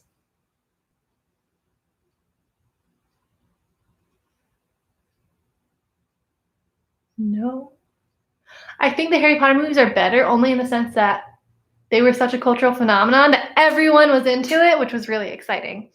Yeah, but adaptation-wise, maybe. They kept so many things. That was so exciting. I saw your opinion of the Percy Jackson movies. Hilarious. Thank you. Yes, I have like a whole series dedicated to talking about why the movie sucks and why the musical is great. I was thinking about doing that for like some other movies and books and stuff because there's been a lot of adaptations, but I needed to see how people felt about this first because it's a wild time. Yeah, the movies, they changed so much. I think they kept like 30% of the book right. I don't know. It was low. Not good. Not good. It was so bad. Oh my God. Thinking about it, I can't. Yeah. It was rough. Those Percy Jackson. And just being a Percy Jackson fan, because I got into Percy Jackson, and I remember being excited about the movie because I had just started the books as the movie was coming out. I feel like I got into the books first.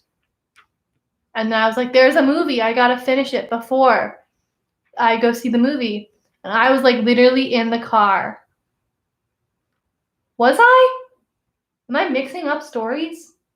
Yeah, I think I was in the car and I finished it right before we saw the movie. And I was disappointed, obviously. Lord of the Rings movies were okay and sucked at the time. At the same time. Yeah, I could see that. I haven't read the Lord of the Rings books, but I could see where that's coming from. My friend Peter is obsessed with Lord of the Rings, so he probably agrees. I read The Hobbit, though. Did not need to be, like, was it 4 movies? Like, I watched all of them. But, like, The Hobbit is, like, 300 pages. Why did they make 4 movies out of it? That's not even 100 pages per movie. Like, that's when you're like, they just want money. Like, you know.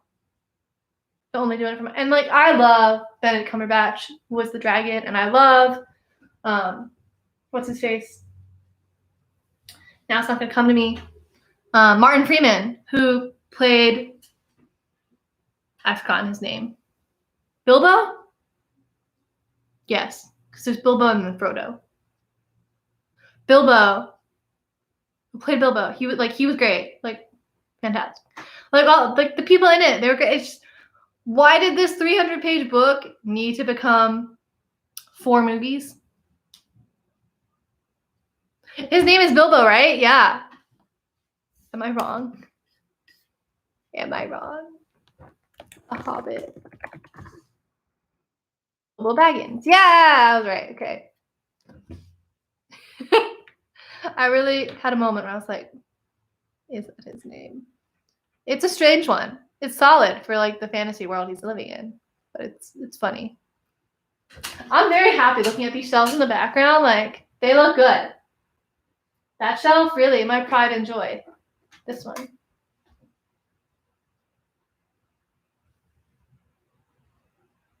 The books are a little uneven, but like we're gonna deal with it. I say and then I fix. Yeah. The movies added too much garbage. There was no love story between an elf and a dwarf. Right? Like, that wasn't necessary. If anything, it could have been 2 movies.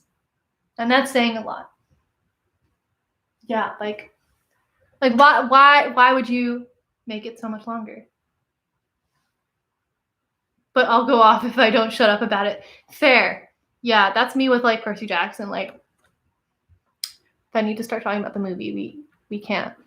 I already made like a 30-minute long video talking about like all the mistakes. And I still have more to say. Yeah. So it's rough. I realized when I was filming one of my videos, that I say so often. It's, you haven't read Percy Jackson?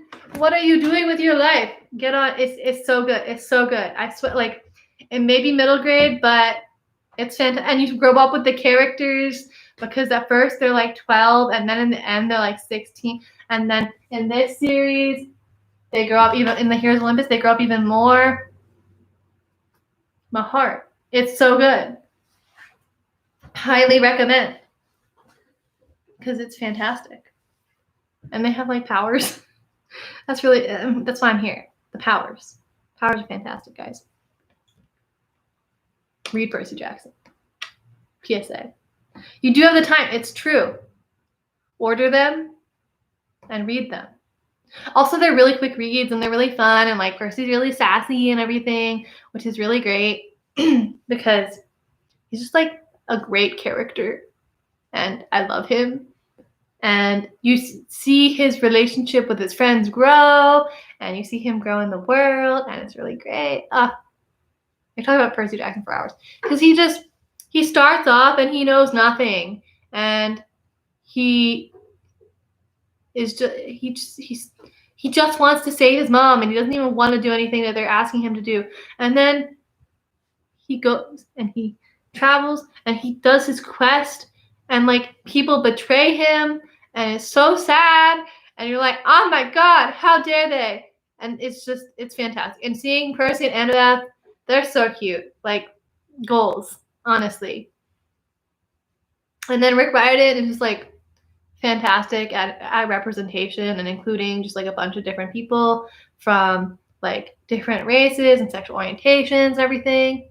I'm not spoiling anything. You don't know what I'm saying. Like, everyone's just really great friends. It's great. It's very vague. It's so good. There's so many people, so much representation. We stand.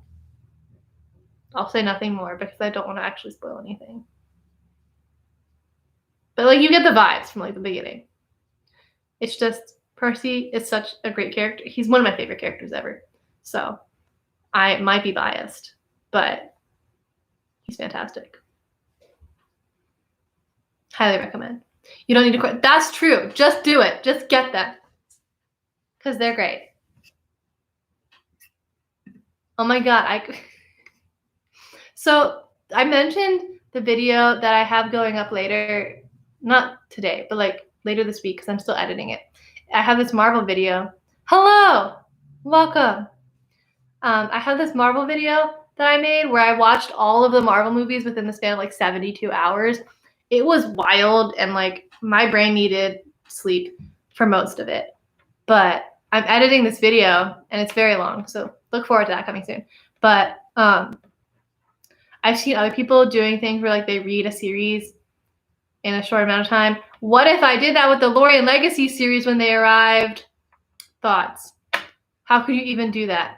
You know, I also asked myself the same question. I also started at like 9 p.m. I wasn't very well planned out. I had the span of like 3 days where I was free, and I had stuff to do on Friday, so I did it. And then I sat down at like 9 p.m. and I was like, here we go. Because I've already been awake for like 12 hours. Why not start? Yeah, it's 23 movies. It's 3,000 minutes, which is 48 hours, I believe. So you can tell I slept a little bit. Wow, a moment of silence for people. Yeah. So I started at 9 p.m. because who needs sleep? And I thought it'd be fine. And then like at like 3 a.m. during one of the movies, I was like falling asleep. And I continued. I soldiered on, and I took a little bit of a nap, and then I continued. And it was a whole time, like taking in the whole world within that short amount of time. It's really great to see like all the crossovers and stuff. It's such a well done world, and it just makes you really appreciate it. There's like a 4-minute clip of me sobbing after watching Endgame, where I'm just like, and it's so perfect, and like this thing and this thing, and I'm gonna keep all of it, honestly, because it's a mood. I relate to myself. What can I say? That was kind of what I was building up to. I wasn't sure when I started. I just knew I wanted to watch all of them because I haven't seen most of them since they came out and since I like watched them for the first time. My parents don't really rewatch movies because you gotta rent them and everything. But now I have Disney Plus, so like I have all of the movies just online, so I can stream them. And I was like, what if I just watched all? And I think it was in a sense like building up all of the characters in my heart and seeing how I rated all of the movies, and then having me sob during Infinity War and Endgame. I cried during Infinity War, and my mom was like, "You've seen this already. You know they all come back. Like, why are you crying?" David said, "My opinion, but the Marvel series was genius." I agree, because it's just so well done. Like, they all of the movies intertwine, and it's just so cool how they have managed to expand the universe so far. And like, it's so original to have this span over many like movies. Like, you can come in at any time and just start watching, and that's fine. Like, you're not going to get all the jokes, but you can still enjoy the movie.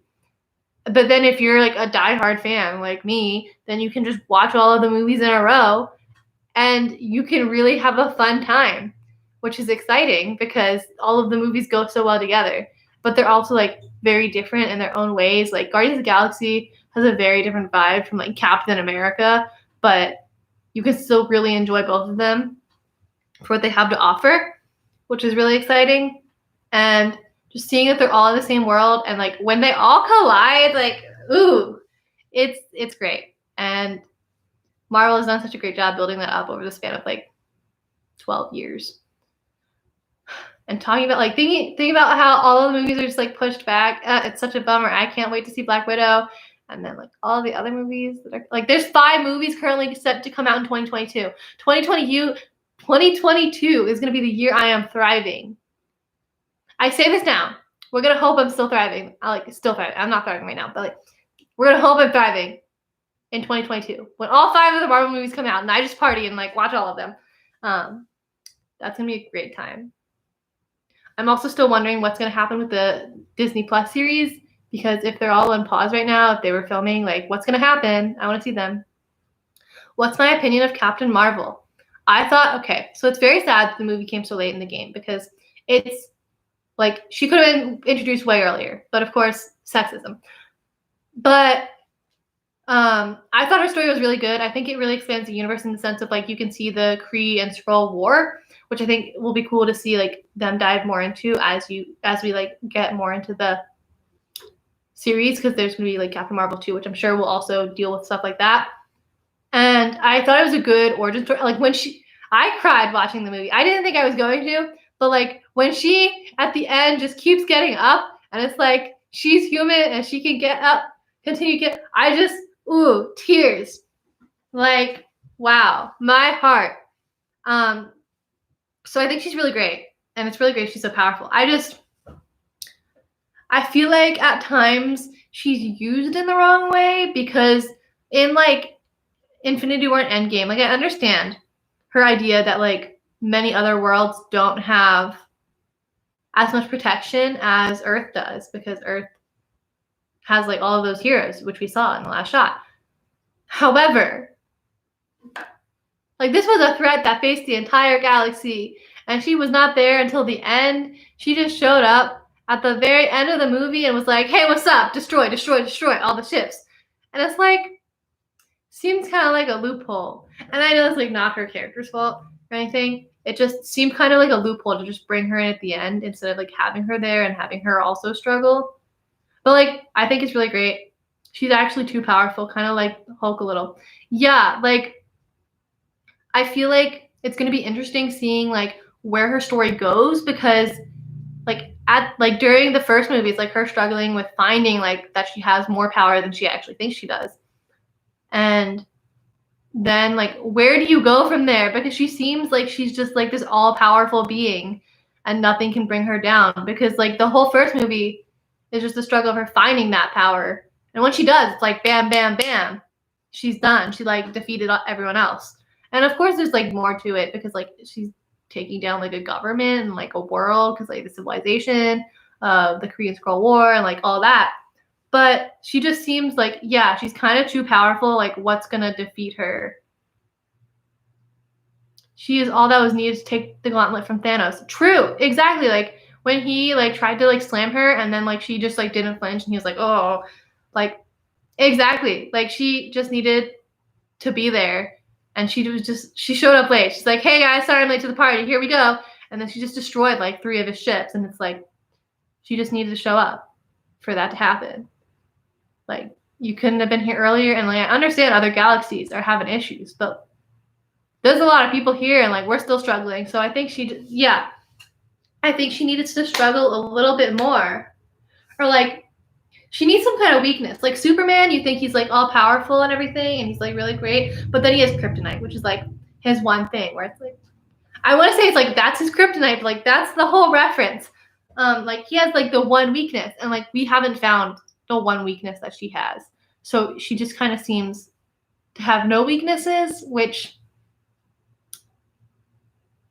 seems kind of like a little bit of a flat character. Like, where are her weaknesses? She has none.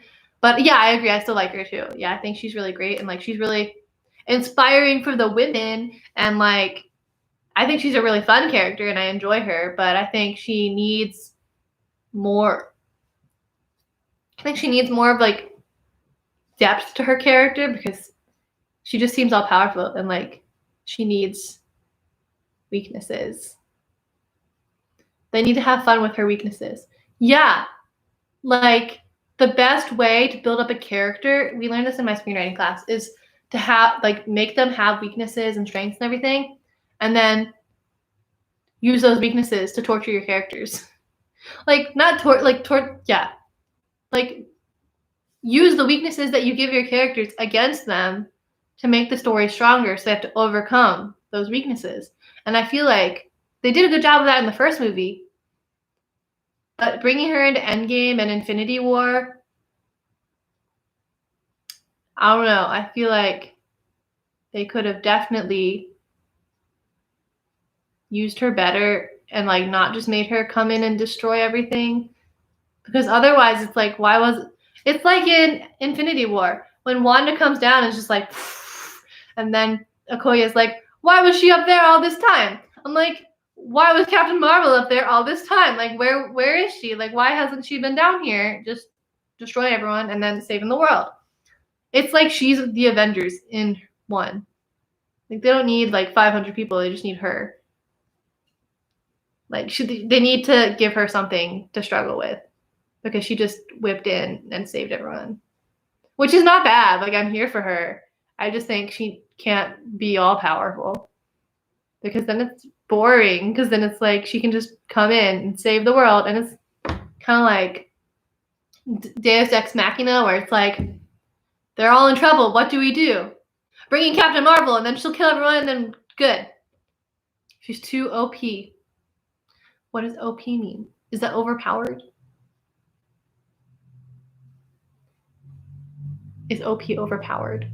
Am I just a little dumb? Because if it's overpowered, I agree. Because she had like, okay, yeah. Yeah, I feel like she is overpowered, because like it's fair to give someone like a lot of power, but I think with that power you need to like give them a lot of like weaknesses, because otherwise it's just unfair. For like, how do you create a villain if you've already created the most powerful being in the universe? Like, she can't become a villain.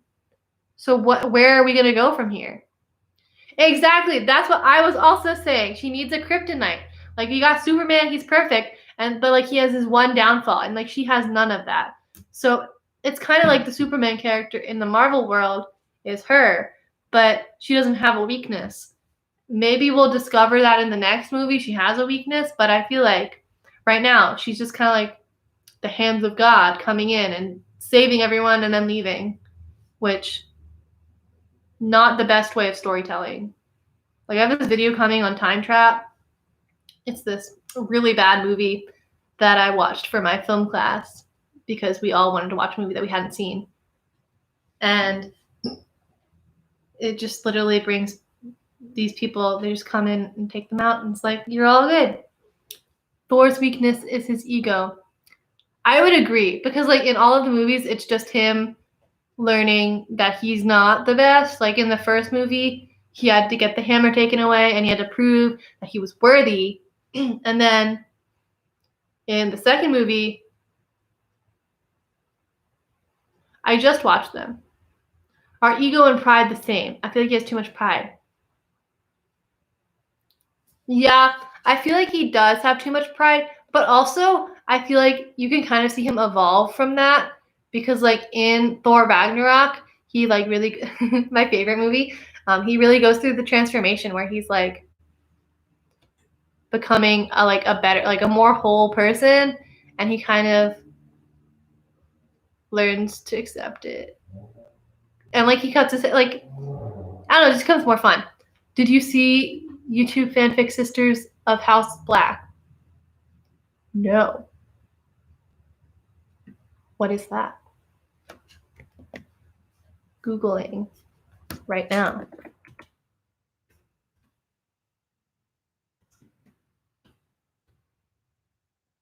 Ooh. Oh, wait. No, I haven't seen that. Ooh. That looks really cool. I also have another Harry Potter fan film that I want to watch. I have like several of them on my like to watch list on YouTube. That looks really cool. I will definitely check it out.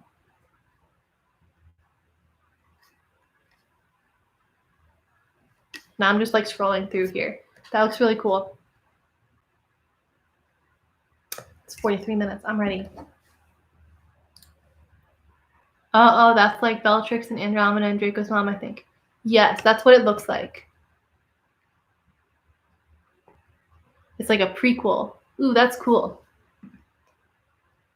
I'm excited. I will definitely check that out. I could do a video talking about fan films for Harry Potter. Would anyone watch that? Thoughts? I'm here for it, actually. That adds to my list. Hold on. Let's write it down. Video reacted to fan films. Harry Potter. You heard it here, folks. Adding it to my list of to-dos. I have so many videos that I'm just like, and here we go. Here's another one, which is exciting, but also struggle because then I'm like, I have so many I want to do. Watch the sisters and do a review. I will. I'll film a video talking about it. I'm excited.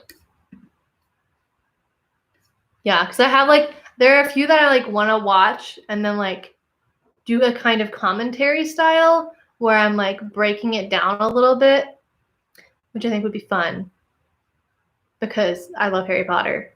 So I'm knowledgeable about one thing. It doesn't really help me in life, but you know, it's fine.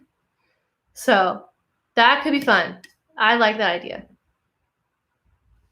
Thank you for giving me video ideas. It was supposed to be a full 90 minutes, but reasons. Oh, T. It's 43 minutes. That's like half the length. That's very sad. Have they made several in these? Because there's also Neville Longbottom in The Black Witch.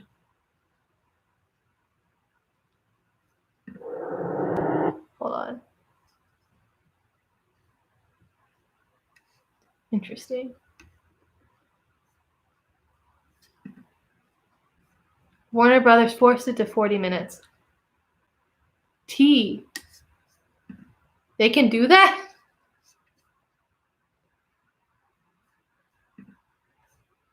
That's a good one too. I'll take note. I'll write this down. I will definitely be checking all of these. Ooh, it looks so good. I'm looking at like the different thumbnails of like the trailers and stuff, and they look good. They own the rights. Yes. That's true. But I didn't know they could like regulate it to like 40 minutes. That's very interesting. Because like a Harry Potter musical is super long. Like not super long, but like it's longer than 40 minutes. Ravenclaw Rules is probably longer than 40 minutes. There's a shot in the Neville one that scared me so much. T. I'm definitely going to be checking these out. They look really cool. It's like music. You can play 30 seconds for free. Interesting. I Googled that and it said that like there's no amount that you can play. Like specific amount. And I was very confused because I had heard the 30-second thing.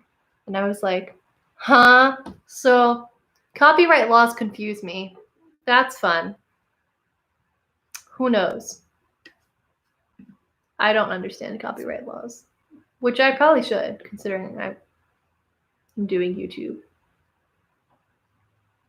But we're here. We're thriving. Not for profit, but for using, yes. Yeah, but like my videos, okay, so like I used this one song that was like a non-copyrighted song, and then a person just copyrighted me because they used the same basic beat in their song, but I was not using their song. I was using this non-copyright song, and they're like, you used this and I did not want to fight it because, and I'm not even making a profit. It wasn't like I was like saying I was making money because my channel is not monetized. So it was strange. It's a strange time. But I didn't want to like get a copyright strike. So I didn't want to be like, that's not your song. Because you used the same beat as me. So that's the tea. Wow, several people just joined. Hey, what's up? How's it going? I'm talking about copyright and how I don't understand how it works. I think in 4 minutes I will get off. Love the shirt. Thank you. Parks and Rec is the best. I've been rewatching several of the episodes because that is what I do with my spare time. And it just makes me very happy every time I look at it. I love all of the I want to make a video talking about like why Parks and Rec is the best because I like The Office, but I think I like Parks and Rec more. I don't know if that's tea or not, but it's just so good because you love all of the characters equally because all of the characters are fantastic in their own ways. And like they just all have such great well-rounded personalities and they're all so different. As the other people join, I gotta go. Have to get ready for work. Existential, non-essential work. Essential, non-essential worker life. Thank you for going out there and doing your work. You got this. Have fun. Don't worry. It's going to end in like 3 minutes. So we're going to be out of here. But like for now, let's talk about Parks and Rec. It's fantastic. I relate spiritually to Leslie Knope. I want to find a Ben Wyatt. Mike Schur's shows are awesome. True. He also made The Good Place. What a quality show that is. Have y'all seen The Good Place? It's amazing. I love The Good Place. It's so good. Like, my brain can't even handle it. I need to watch, like, the last season. I think it's the last season. And I need to watch it because it's so good.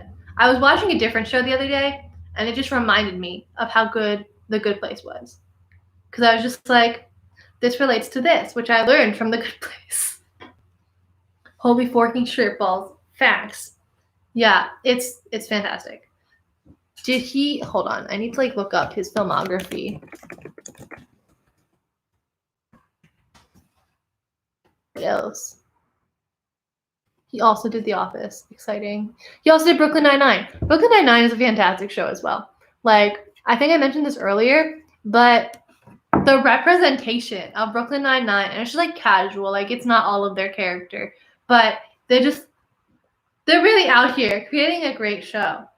I also want to make a video talking about why Brooklyn Nine-Nine is amazing. Wow, I cannot talk. But it's just so good. And like I watch it and my heart is full. And I love Amy and Jake together, like my OTP. Not my OTP. I love Ben and Leslie together. Like they're my favorite. But like and all like just like the relationships in all of these shows, they're all so good and you're rooting for them and it's so good. My heart is really full. I'll go. Been fun. Don't forget about Sisters of House of Black.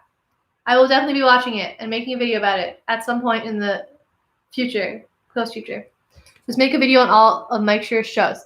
You know, that's a good idea. I might. But then I feel like that might be a long video. Like, because I have a lot to say about all of them because they're all amazing. So we'll see. I have to like write it out. Yeah, because there's a lot of them and they're just so good. yeah. So our original purpose here was to watch me reorganize my bookshelves. I'd sit through it. Thank you. I appreciate you. Fear not. I will make some kind of video about it because it's on my list. So let's look at my bookshelves one last time. My unread bookshelves, my trash bookshelf, and my school bookshelf. And then a nice bookshelf. Thank you all for sitting through this and watching me organize them. Thanks for chatting. I enjoyed it. It's been fun. Check out these fun ideas coming soon. And I will see you guys in my next video, which will be up in like an hour. So have fun. And yes. Is there anything else I want to say? Subscribe. Like this video. Thank you for coming. Bye.